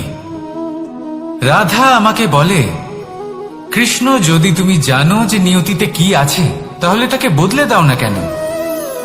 মহাদেব আমাকে বলেন যে শ্রীকৃষ্ণ, যদি আপনি এটা জানেন যে সাম্বের নিয়তি এটাই, তাহলে আপনি তাকে বদলানোর চেষ্টা কেন করেন? কেন? কারণ আমি একজন পিতা, আর পিতার কর্তব্য এটাই, তিনি যেন সম্ভাব্য সব চেষ্টা করেন নিজের সন্তানের মঙ্গলের জন্য। নিয়তি আমি জানি, কিন্তু এটাও আমি জানি যে কর্মের থেকে বড় আর কোনো নিয়তি হতে পারে না। অভিজ্ঞতাও রয়েছে যে কর্মের হাতে নিয়তির এই চক্র বদলে যেতে পারে। তাই জীবনে যদি আপনার কখনো এমন মনে হয় যে এটা তো অসম্ভব, তখনও চেষ্টা করা কখনোই ছাড়বেন না। কে বলতে পারে আপনারই কর্মের কোনো এক বীজ হয়তো নিয়তির চাকায় আটকে গেল, আর নিয়তিকে নিজের পথ পাল্টাতে হলো, ঠিক কিনা? সেই জন্য নিয়তিকে ভাগ্য মেনে নিয়ে চুপ করে বসে থাকবেন না। নিজের নিয়তি স্বয়ং নিজের কর্মের দ্বারা নির্ধারিত করুন, কারণ আপনার এই কর্মের ওপরেই আপনার অধিকার রয়েছে। আর এই অধিকারকে নিয়তি অনেক সময় সম্মানও করে। তাহলে আসুন আর আমার সাথে ভালোবেসে বলুন, রাধা রাধা।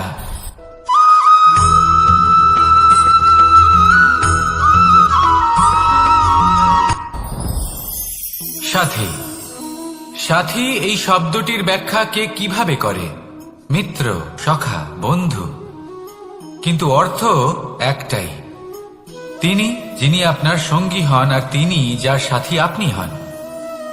এবার সব থেকে বড় প্রশ্ন হলো এটাই যে তিনি কে হতে পারেন যাকে আপনি আপনার সাথী বলে মেনে নিতে পারেন, নিজের সখা, নিজের মিত্র, নিজের বন্ধু মেনে নিতে পারেন। আপনার সাথী হলেন তিনি যিনি দুঃখের সময় আপনার পাশে থাকবেন, আপনার হাত ধরে থাকবেন। আপনার সাথী হলেন তিনি যার হাত আপনি নিজের সুখের দিনে ধরে থাকবেন।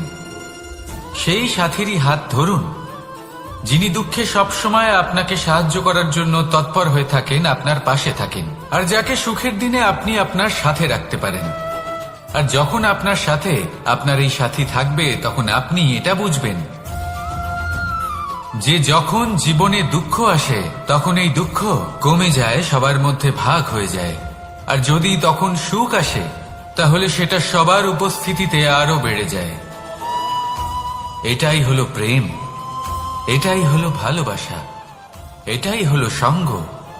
যেমন সম্পর্ক আমার আর রাধার মাঝে। তাহলে আসুন আর আমার সাথে ভালোবেসে বলুন, রাধা রাধা।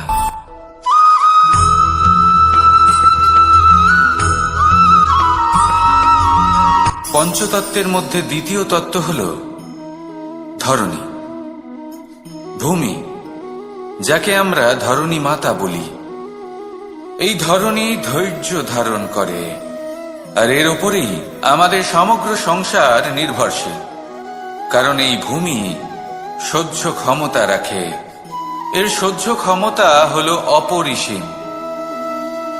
সন্তান যতই আঘাত প্রদান করুক না কেন, প্রেম পূর্বক সহ্য করে, আর তার বদলে অমূল্য রত্ন প্রদান করে। সন্তান যদি হাল চালায়, তাহলে তার বদলে তাকে অন্ন প্রদান করে। এটাই হলো ধরণী। এবার এর থেকে আমরা কি শিক্ষা পেতে পারি? এটাই যে কারোর জন্য কিছু করা বা কাউকে কিছু দেওয়া মনে কোনো কামনা ছাড়াই। আর এই কথাটা বুঝে যান, যদি কারোর জন্য কামনা না রেখে বা কোনো পাওয়ার আশা না রেখে কারোর জন্য কিছু করেন বা কারোকে কিছু দেন, যদি এটা আপনি শিখতে পারেন, তবে আপনি ভালোবাসতে শিখে গেছেন। আর সেই জন্যই এই ধরিত্রীকে মাতা বলা হয়। কারণ মাতা শুধু উনি নন যিনি গর্ভে সন্তানকে ধারণ করেন, মাতা তো উনিও যিনি জীবন বাঁচতে শেখান, যিনি জীবন বাঁচার উদাহরণ প্রদান করেন। তাহলে ধরণীর থেকে এই নিঃস্বার্থ ভাব শিখুন, নিঃস্বার্থ ভালোবাসা শিখুন, আর এই ভালোবাসার সাথেই বলুন, রাধা রাধা।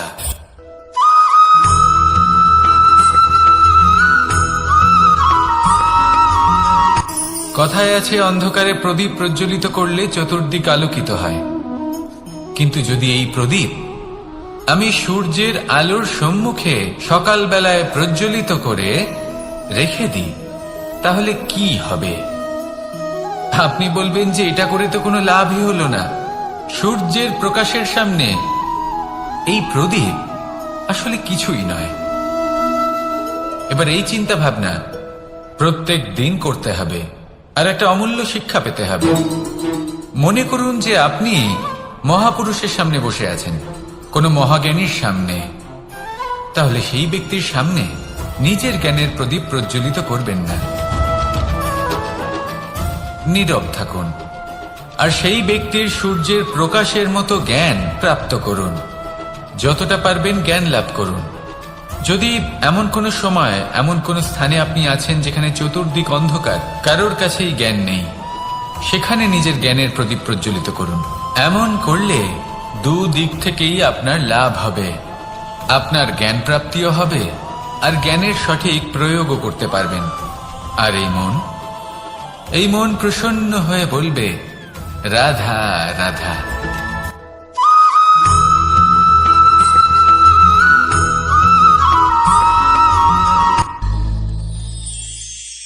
শিশিরের বিন্দু পাতার ওপর পড়ে আর তার গায়ে লেগে থাকে।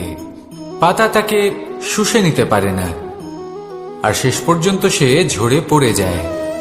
অন্যদিকে রয়েছে মেঘ এবং চাতক। এদের মধ্যে অনেক দূরত্ব থাকে।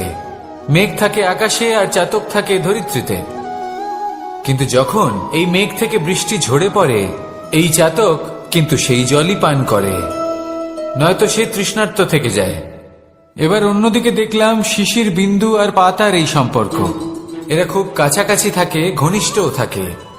অন্যদিকে রয়েছে মেঘ এবং চাতকের সম্পর্ক, যাদের মধ্যে অনেক দূরত্ব থাকা সত্ত্বেও তারা খুব ঘনিষ্ঠ, তাই না? এই সারমর্ম খুব সরল। এই নৈকট্য, এই দূরত্ব, তা আপনার সম্পর্কে প্রভাব কিছুতেই ফেলতে পারে না। এই নৈকট্য, এই দূরত্ব, এইসব হলো শুধুমাত্র মনের ব্যাপার। কখনো আপনি অনুভব করেছেন আপনি কারোর থেকে অনেক অনেক দূরে আছেন, অনেক দূরে আছেন, তাও সেই ব্যক্তির প্রতি আপনি টান অনুভব করেন। সেখানে আপনি কারোর সাথে প্রত্যেক দিন অতিবাহিত করেন, সমস্ত জীবন অতিবাহিত করেন, সব থেকে বেশি সময় তার সাথে অতিবাহিত করেন, তাও তার প্রতি সেই টান অনুভব করেন না। এই সংকেত হলো মনের দূরত্বের। তাহলে মনের এই দূরত্ব দূর করুন আর আমার সাথে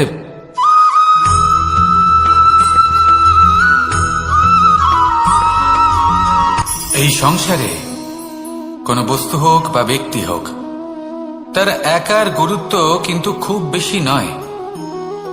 একটা উদাহরণ হিসেবে বৃষ্টির ফোঁটাকে ভেবে দেখুন। যদি একটি বৃষ্টির ফোঁটা হয় তাহলে তার খুব বেশি গুরুত্ব থাকে না, কিন্তু যখন সহস্র বৃষ্টির ফোঁটা মেঘের মধ্যে দিয়ে ঝরে পড়ে, তখন সেটা বর্ষার রূপ ধারণ করে। সেই বর্ষা যা এই প্রকৃতিকে শান্ত করে। সেইভাবেই পাথরের ছোট টুকরো, তার খুব বেশি গুরুত্ব থাকে না, কিন্তু যখন অসংখ্য পাথরের টুকরো একত্রিত হয় তখন তা পর্বতের আকার ধারণ করে। সেইভাবেই কিছু মানুষ যখন একত্রিত হন তখন তৈরি হয় পরিবার। কিছু পরিবার যখন একত্রিত হয় তখন তৈরি হয় সমাজ। যখন অনেক সংখ্যক সমাজ একত্রিত হয় তখন তৈরি হয় রাজ্য। এবার এই রাজ্যের সব থেকে গুরুত্বপূর্ণ ব্যক্তি হতে পারেন রাজা, কিন্তু তাও সেই রাজা একা কিছু করতে পারেন না। যুদ্ধ লড়ার সময় তারও নিজের সৈন্যদলকে প্রয়োজন পড়ে। কিন্তু এই সংসারে এমন একজন ব্যক্তি আছেন যিনি একাই সব কাজ করতে থাকেন, এবং সেই ব্যক্তি হলেন মা। আমাদের জীবনে একজন পিতার ভূমিকা কিন্তু নিঃসন্দেহে অমূল্য, কিন্তু আমাদের সকলের জীবনে যে ভূমিকা একজন মায়ের তা অন্য কারোর থাকে না। একজন মা একাই সন্তানকে বড় করতে পারেন, সংস্কারী করে তুলতে পারেন, তার জন্য পরিশ্রম করেন। আর এত কিছু কাজ করার পরেও তার কাজের জন্য তিনি প্রশংসা অবশ্য পান না। উল্টে যদি সেই সন্তান অনুচিত পথে চালিত হয়, অনুচিত কর্ম করে, তখন সেই মাকেই অপবাদের পাত্র হয়ে উঠতে হয়। আমাদের জীবনে মায়ের যোগদান কতটা সেটা বুঝুন। আপনাকে বড় করে তোলার জন্য উনি কতটা পরিশ্রম করেছেন সেটা বুঝুন। আজ থেকে, এখন থেকে, এই মুহূর্ত থেকে মাকে সম্মান করতে শিখুন। যখন সময় পাবেন, যখন সুযোগ হবে, তখন তার প্রশংসা করুন। ওনারও ভালো লাগবে। আর মায়ের এই মমতার জন্য, তার এই ভূমিকার জন্য আসুন সবাই মিলে আমরা তাকে প্রণাম করি, আর সকলে মিলে ভালোবেসে বলি, রাধা রাধা।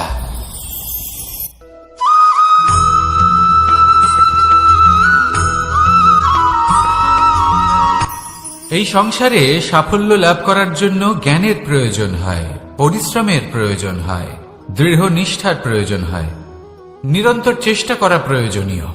কিন্তু আরো কিছু আছে যা অত্যন্ত প্রয়োজনীয় এবং গুরুত্বপূর্ণ। তা হলো ভালো বন্ধু। তাদের থাকা অত্যন্ত প্রয়োজনীয়। যদি ভালো বন্ধু থাকে, তাহলে সময় এলে তারা ঢাল হয়ে আপনাকে সুরক্ষা করবেন। সময় এলে অস্ত্রের মতো শত্রুকে সংহারও করবেন। যদি তিনি জ্ঞানী হন, তাদের মধ্যে সদ্গুণ থাকে, তাহলে এই সব গুণ আপনার মধ্যেও প্রবেশ করবে। তাহলে সাফল্যের জন্য ভালো বন্ধু পাওয়া অত্যন্ত প্রয়োজনীয়। কিন্তু শুধু বন্ধু কেন, ভালো শত্রুও থাকা প্রয়োজনীয়। এবার আপনি ভাববেন, আমি কি বললাম? যদি আপনার জীবনেও ভালো অর্থাৎ শক্তিশালী শত্রু থাকে, তাহলে আপনিও শক্তিশালী হতে থাকবেন। এই শত্রু আপনাকে প্রেরিত করবে আরো বেশি শক্তিশালী হয়ে ওঠার। কখনো কোনো হরিণকে দেখুন, তীব্র গতিতে দৌড়তে থাকে। কেন তীব্র গতিতে দৌড়য়? এই কারণে নয় যে কোথাও তার জন্য মধুর ঘাস অপেক্ষা করে রয়েছে, না। সে এই কারণে তীব্র গতিতে দৌড়য় কারণ সেটা না করলে তার পেছনে একটি সিংহ আছে যে ওকে নিজের ভোজন করে ফেলবে। তাই জীবনে বিপদ, সংকট, এই সবকিছুও হলো অত্যন্ত গুরুত্বপূর্ণ। তার সম্মুখীন হতে শিখুন, আর আমার সাথে ভালোবেসে বলুন, রাধা রাধা।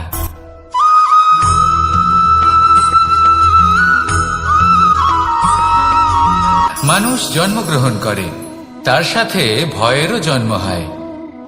ছোটবেলা থেকেই আমাদের মনে কোনো না কোনো প্রকারের ভয় থেকেই যায়।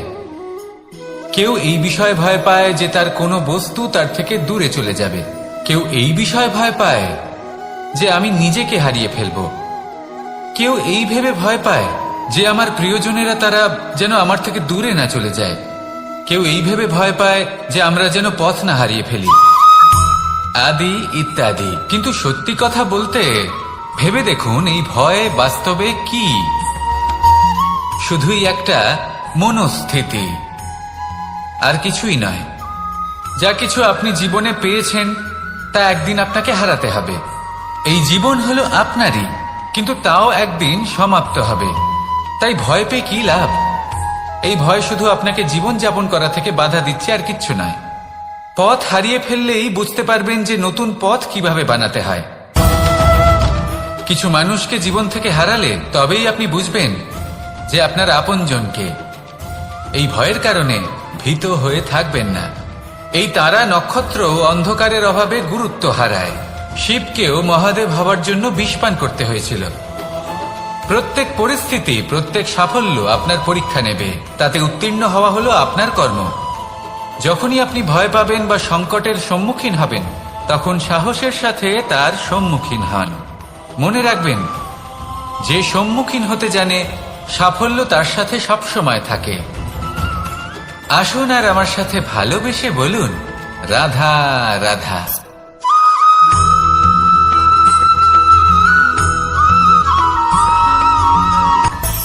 মানুষের মধ্যে একটা বিচিত্র প্রবৃত্তি থাকে। অন্য সকলের বিষয়ে, তাদের জীবনের বিষয়ে, তাদের ব্যক্তিত্বের বিষয়ে, তাদের ভবিষ্যতের বিষয়ে অনুমান করা। এটা হলো অনুচিত। কারোর অতীতকালকে দেখে লোকে ভবিষ্যৎ বলে দিতে পারেন। বর্তমানকে দেখে ভবিষ্যতের বিষয়ে অনুমান করে ফেলেন।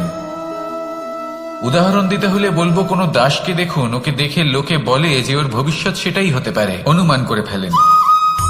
আর এই রাজাকে দেখুন, উনি তো কত সুখী হবেন, উনি তো জগতের সব থেকে অধিক সুখী মানুষ, কত সুখ সুবিধা আছে ওনার কাছে, ধারণা করে ফেলেন।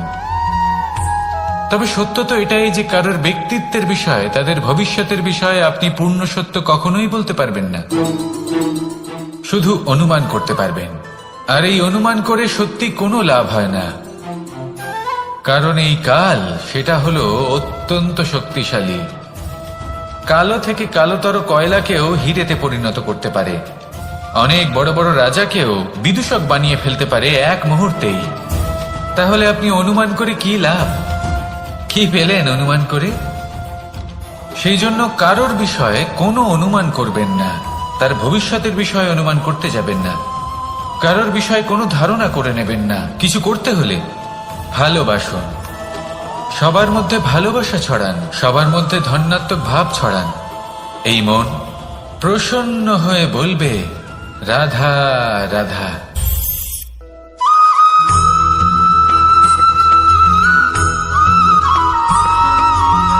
এই সংসারে সব থেকে বেশি কোমল বস্তু হলো রেশম। এই রেশম এতটাই কোমল হয় যে এর পুরো একটা থান শুধুমাত্র একটা হাতে ধরা সম্ভব। কখনো ভেবে দেখেছেন এই রেশম কিভাবে হয়? একটি কীট তার লালার দ্বারা উৎপন্ন হয়।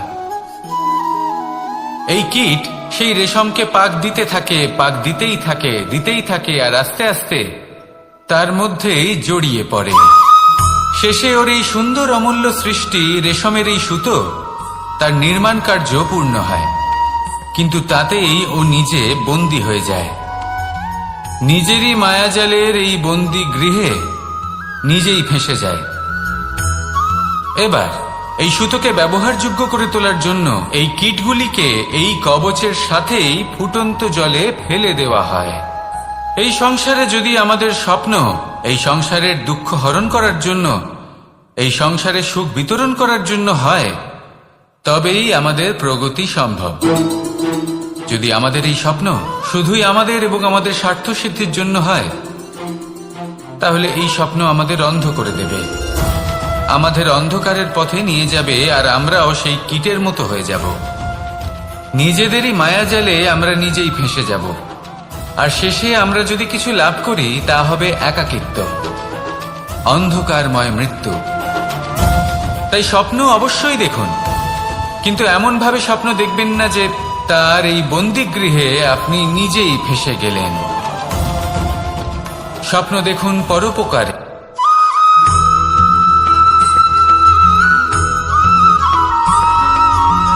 এই সংসারে প্রত্যেক মানুষ এটাই চান যে তিনি যেন ধনবান হন, আর্থিক অবস্থা তার ভালো থাকে, ওনার বাড়িতে লক্ষ্মীর আগমন হয়।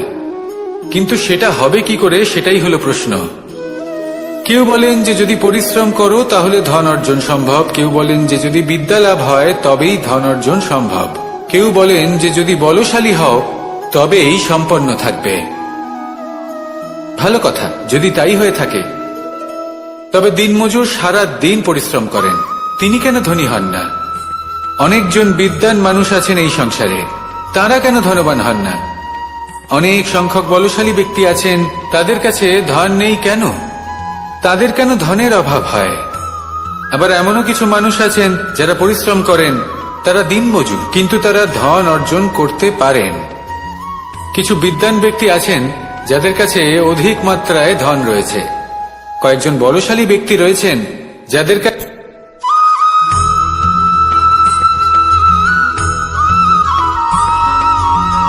পিতা আর পুত্রের সম্পর্ক অত্যন্ত মধুর হয়ে থাকে। পিতা স্বপ্ন দেখেন, তাকে পূর্ণ করার সকল সম্ভাব্য চেষ্টা করেন, কিন্তু তাও অনেক সময় ওনার স্বপ্ন অপূর্ণ থেকে যায়। তখন পিতা ভাবেন যে স্বপ্ন উনি পূর্ণ করতে পারেননি, ওনার সন্তান তা অবশ্যই পূরণ করবে। যে স্থানে উনি কখনো পৌঁছতে পারেননি, সেই স্থানে ওনার পুত্র অবশ্যই পৌঁছবে। পিতা নিজের সন্তানের ভবিষ্যৎ নিয়ে সেই স্বপ্ন দেখেন, আর যখন সেই সন্তান সামনে এগোতে থাকে তখন তার দুঃখ হয় না, বরং গর্ব হয়। ওনার ভালো লাগে এটা দেখে যে ওনার সন্তান অনেক উন্নতি করছে। কিন্তু যখন সন্তান নিজের অভিভাবকের শক্তি দেখে, তার যশ দেখে হিংসা করতে থাকে, সমস্যা সেইখানেই শুরু হয়। সেই জন্য সকল সন্তানকে এটা মনে রাখতে হবে।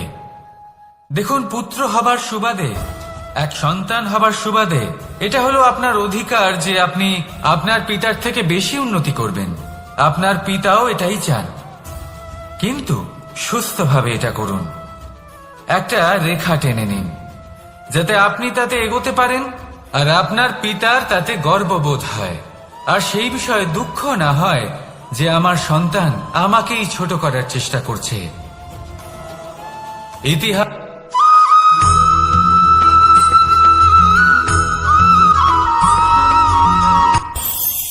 এই সংসারে আমরা প্রকাশ কোথা থেকে পাই? এর উত্তর বড়ই সরল। ভোরে যখন সূর্যোদয় হয় তখন প্রকাশের কিরণ আমাদের ঘরে এসে পৌঁছয়। এইভাবেই আমরা প্রকাশ লাভ করি। এবার এই প্রকাশের আলোতেই আমরা সারাদিনের কাজ সম্পন্ন করি। সন্ধে হয়ে যায়, সূর্যাস্ত হয়ে যায়, আর আমাদের ঘর যাতে অন্ধকার না হয় তার জন্য আমরা একটা প্রদীপ প্রজ্বলিত করি। এটাই ঘটে আমাদের জীবনেও। এবার প্রবাহমান আয়ুর সাথে আমরা আমাদের অন্তরে যদি একটা প্রদীপ প্রজ্বলিত করে নিই তাহলে বিষয়টাই অন্যরকম হবে। এবার আপনি বলবেন কোন প্রকাশের কথা বলছি যে আমাদের অন্তরে জাগ্রত করা সম্ভব?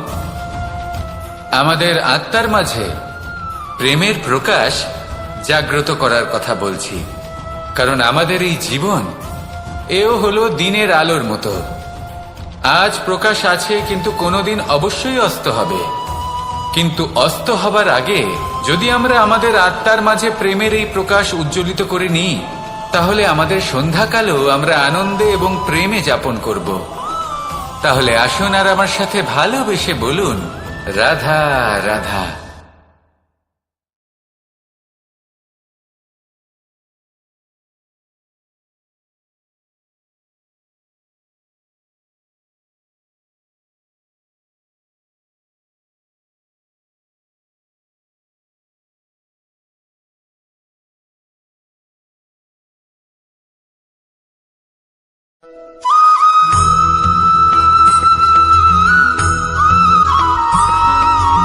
আমাদের শরীর প্রকৃতির সর্বশ্রেষ্ঠ রচনা। যে অঙ্গ প্রত্যঙ্গ আমরা লাভ করেছি প্রত্যেকটির মধ্যে একটি নিজস্ব বার্তা রয়েছে। একটু ভেবে দেখুন, দুটি চোখ দিয়েছে দেখার জন্য, দুটি কান দিয়েছে শোনার জন্য, নাসিকাও আছে দুটি, দুটি হাত দিয়েছে দ্বিগুণ পরিশ্রম করার জন্য।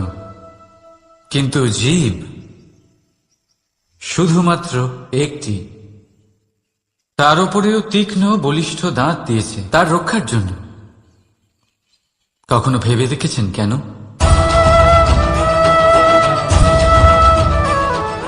কারণ শব্দ আর শব্দের প্রয়োগ মানুষের সবচেয়ে বড় অস্ত্র, যার প্রয়োগ যত ভেবেচিন্তে করা যায় মানুষ তার জীবনে ততটাই উপরে উঠতে পারে। তাহলে মনে রাখুন, দেখুন, শুনুন আর বুঝুন বেশি, বলুন কম। রাধা রাধা।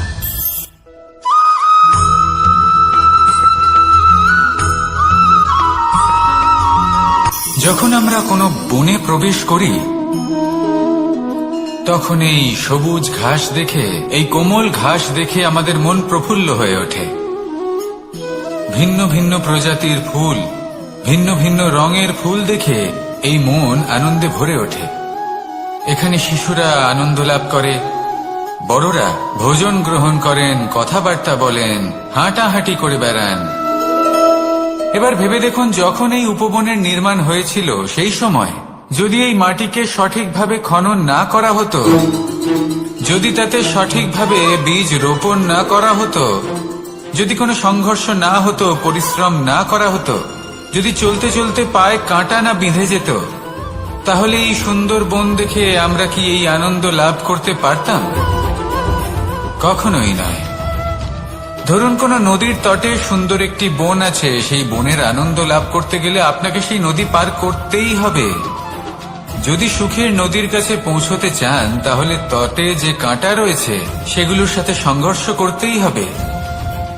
এই সংসারে যদি আপনি সুখ লাভ করতে চান তাহলে সুখ লাভের এই যাত্রা শুরু করতে হবে সংঘর্ষ দ্বারা। তাহলে সংঘর্ষকে স্বাগত জানান, এর পেছনেই সুখ রয়েছে যা আপনার জন্য অপেক্ষা করছে। এবার হাসুন আর আমার সাথে ভালোবেসে বলুন, রাধা।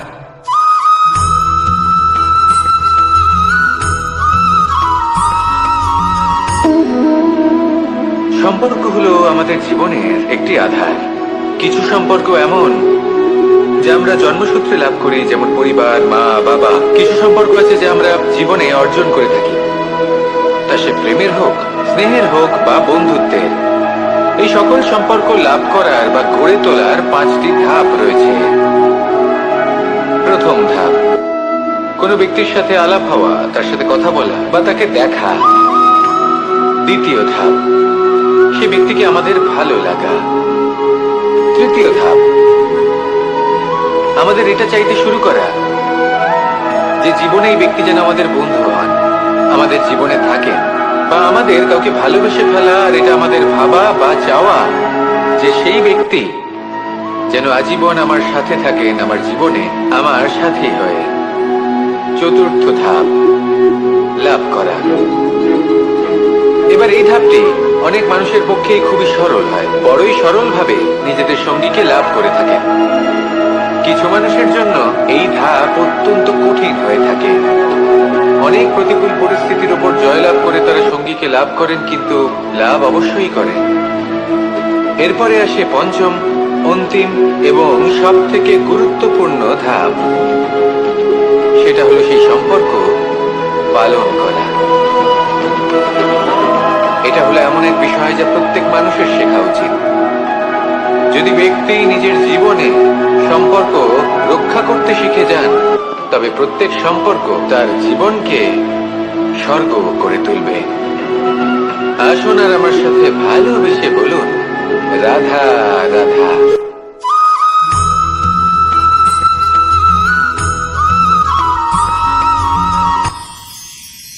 মানুষ তার জীবনে দুই ধরনের পরিস্থিতিকে খুব ভয় পায়। এক, কোনো কারণবশত কারোর সামনে নত হওয়া। দুই, কোনো কারণে নিজের চরিত্র থেকে, নিজের মূল্যবোধ থেকে বিচ্যুত হওয়া। এবার কেন হয় এরকম যে কথায় কথায় কারোর সামনে নত হতে হয়? কেন বারংবার নিজের চরিত্র থেকে চ্যুত হতে হয়? এরকম কেন হয়? এটা তখনই হয় যখন আমাদের শিক্ষা এবং মূল্যবোধের অভাব থাকে।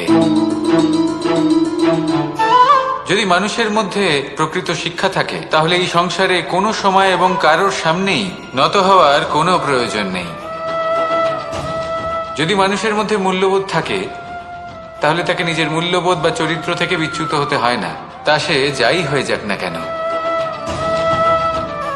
কোনো বালককে যদি জন্ম থেকেই সুশিক্ষার অধিকারী করা হয়, শিক্ষিত করা হয়, মূল্যবোধের অধিকারী করা হয়, তবে সে এই সংসারে এমন কর্ম করবে যাতে সে নিজেকে, নিজের পরিবারকে, সমগ্র সমাজকে গর্বিত করতে পারে। শিক্ষা লাভ করুন, মূল্যবোধ লাভ করুন এবং আমার সাথে ভালোবেসে বলুন, রাধা রাধা।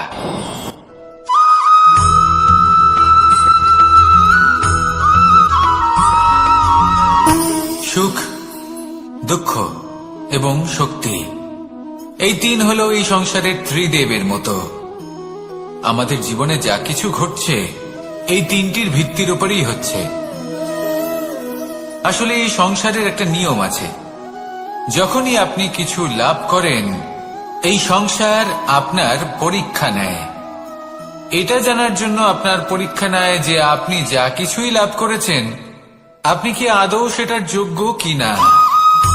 ঠিক সেইভাবেই এই সুখ, দুঃখ এবং শক্তি আপনার পরীক্ষা নিয়ে থাকে। যখন সুখ আসে তখন সে আপনার পরীক্ষা নেয় যে আপনার মধ্যে অহংবোধ জাগ্রত হয়নি তো। যদি অহংবোধ চলে আসে তাহলে সুখ সেখানেই সঙ্গ ত্যাগ করে। দুঃখ আপনার ধৈর্যের পরীক্ষা নিতে থাকে, আর যদি আপনার মধ্যে ধৈর্য না থাকে তাহলে এটা আপনাকে আরো বেশি দুঃখের গভীর অন্ধকারে ঠেলে দেবে। সেখানে শক্তি পরীক্ষা নেয় আপনার বিনম্রতার। যদি আপনি বিনম্র না হন, তাহলে হয় এই শক্তি আপনার সঙ্গ ত্যাগ করবে, নয় এই শক্তি বিনম্রতার অভাবে আপনার পতনের কারণ হতে পারে। এই সংসারে যে কোনো ব্যক্তি যিনি এই পরীক্ষায় উত্তীর্ণ হয়ে থাকেন, এই জীবনে তিনি সাফল্য লাভ করেন। আসুন আমার সাথে ভালোবেসে বলুন, রাধা রাধা।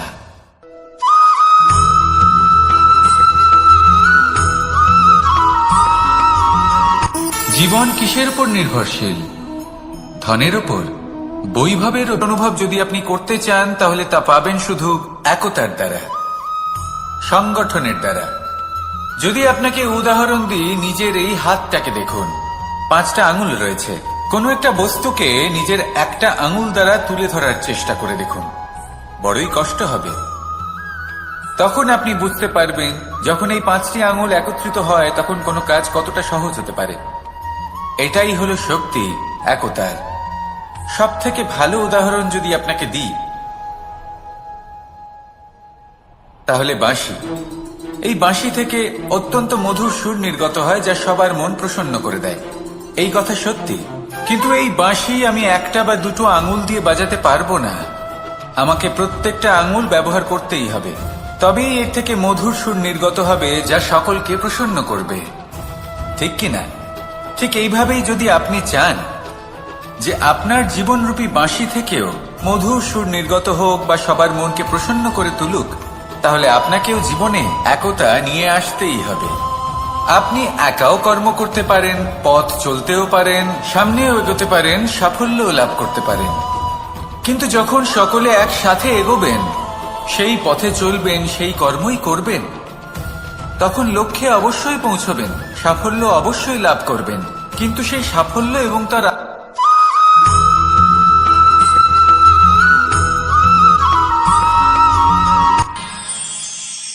আমরা সবাই সূর্যকে সম্মান কেন করি? কারণ আমরা জানি যে সন্ধেবেলা যখন সূর্যাস্ত হবে, তখন শুধুমাত্র অন্ধকার বাকি থাকবে। ঠিক কিছুটা এরকমই হয় আমাদের মাতা পিতাও, যিনি আমাদের জন্ম দেন, আমাদের ভরণ পোষণ করেন, আমাদের বড় করেন, আমাদের প্রেম প্রদান করেন।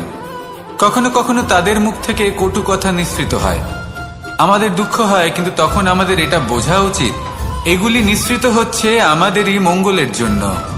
যেমন সূর্যদেব, উনিও উত্তাপ দিয়ে থাকেন আমাদেরই মঙ্গলের জন্য, যাতে ফসল পাকতে পারে, যাতে জল বাষ্প হয়ে মেঘ হতে পারে, বৃষ্টি হতে পারে, আর এই সংসারে নিরন্তর জলের প্রবাহ থাকে। আমাদের মাতা পিতা, তাদের কঠোর আচরণ, তাদের কঠোর অনুশাসনের পেছনে লুকিয়ে থাকে ওনাদের ভালোবাসা। আমাদের তা বুঝতে হবে, সসম্মানে ওনাদের গ্রহণ করতে হবে। কারণ ঠিক সূর্যাস্তের পরে যেমন চতুর্দিক অন্ধকারচ্ছন্ন হয়ে যায়, তেমনি আমাদের জীবন থেকে যখন আমাদের মাতা পিতা চলে যায়, তখন আমাদের জীবনেও শুধু এবং শুধুমাত্র অন্ধকারই ছেয়ে থাকে। সেই জন্য নিজের মাতা পিতাকে সম্মান করুন, ওনাদের ভালোবাসা প্রদান করুন। এই মন আর এই জীবন প্রসন্ন হয়ে বলবে, রাধা রাধা।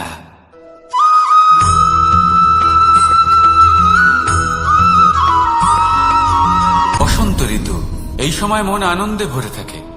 এমন মনে হয় যেন আমরা আকাশে বিচরণ করতে চলে যাই, কিন্তু সেটা তো সম্ভব নয়।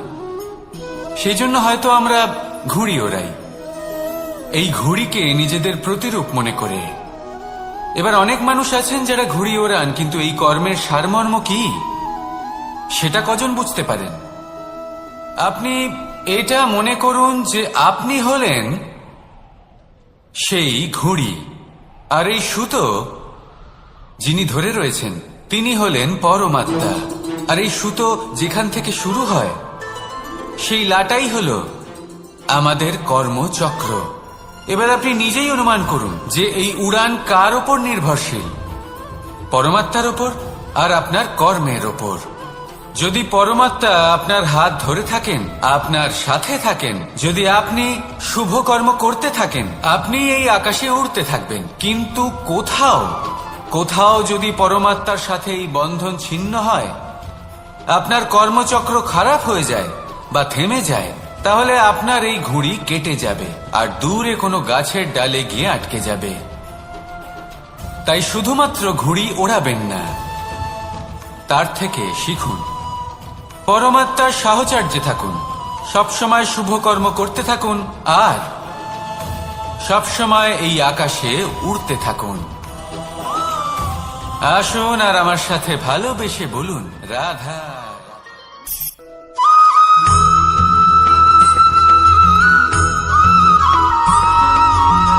এবার অনেক সময় মানুষের মনে এরকম প্রশ্ন আসে যে এই সংসারে সব থেকে বড় বিপদ কি? কেউ বলে ধর্ম সংকট, আবার কেউ বলে প্রাণের উপর আসা সংকট। প্রত্যেক মানুষের জীবনে বিভিন্ন সংকট আসে, আর এই সমস্ত সংকট অত্যন্ত বিচিত্র হতে পারে। এই সমস্ত সংসার হলো সংকট দ্বারা পরিপূর্ণ। ঠিক আছে, আপনাকে একটা উদাহরণ দিই। একজন ধনী ব্যক্তি, এবার ওনার জীবনে সংকট কি হতে পারে? সংকট এটাই যে কেউ তার সম্পত্তি চুরি না করে নেয়, আমরা বুঝতে পারছি। এবার একজন চোর, তার জীবনে সংকট কি হতে পারে? যে চুরি করার সময় সে যদি তার একটা কাশি চাপতে না পারে, তাহলে সে ধরা পড়ে যেতে পারে, ঠিক কিনা? আবার অনেক সময় এমনও হয় যে যার জন্য আমি সংকট, সেও আমার কাছে সংকট। যেমন এই পরিস্থিতিতে দেখুন, সংকট হলো সংকট, এ তো জীবনে থাকবে, কিন্তু এর সম্মুখীন কিভাবে হওয়া যায়? খুব সরল। সব এটার ওপর নির্ভর করে, মনের ওপর। এই মনকে নিয়ন্ত্রণ করলে সব ঠিক থাকবে। এবার যদি ধনী ব্যক্তি মনকে নিয়ন্ত্রণ করে ফেলেন, নিজের অর্থের ব্যবহার শুভ কাজের জন্য, সমাজের সেবার জন্য বিকাশ করতে করেন, ওই অর্থকে একত্রিত করে না রাখেন, তাহলে চুরির সমস্যা, এই সংকট সেখানেই কেটে যাবে। এবার যদি কথা বলি সেই চোরের, তাহলে চোর যদি নিজের মনকে সংযত করে নেয়, যদি নিজের কর্মকে নিয়ন্ত্রণ করতে পারে, তাহলে এমন কোনো স্বর নেই যা ওকে ধরা পড়তে বাধ্য করবে। সেই জন্য জীবনে সংকট যতই আসুক, যত বড়ই সংকট আসুক না কেন, কবচ হলো একটাই, আর এই কবচের নাম হলো আত্মনিয়ন্ত্রণ। নিজের মনকে নিয়ন্ত্রণে রাখতে শিখুন। এটা নিজের জীবনে প্রয়োগ করে তো দেখুন। যদি আপনি করতে পারেন, তবে আপনি দেখবেন যে সংকট তো জীবনে আসা যাওয়া করে, কিন্তু সেই সংকটগুলির সম্মুখীন আপনি এইভাবে করতে পারবেন। তাহলে সেটাই করুন, আর আমার সাথে ভালোবেসে বলুন, রাধা রাধা।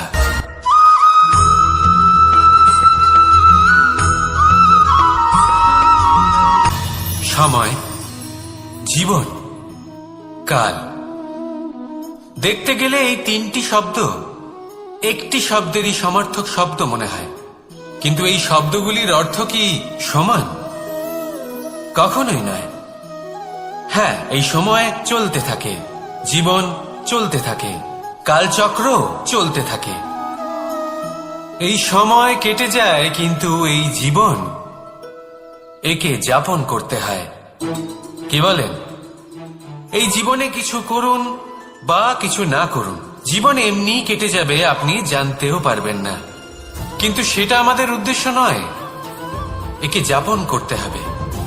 এই জীবনে প্রেরণা পেতে শিখুন, প্রেরণা দিতে শিখুন, আহ্বান গ্রহণ করতে শিখুন, আহ্বান জানাতে শিখুন, মহান কাজ করতে শিখুন, ধন্যাত্মক বোধ জাগিয়ে তুলুন।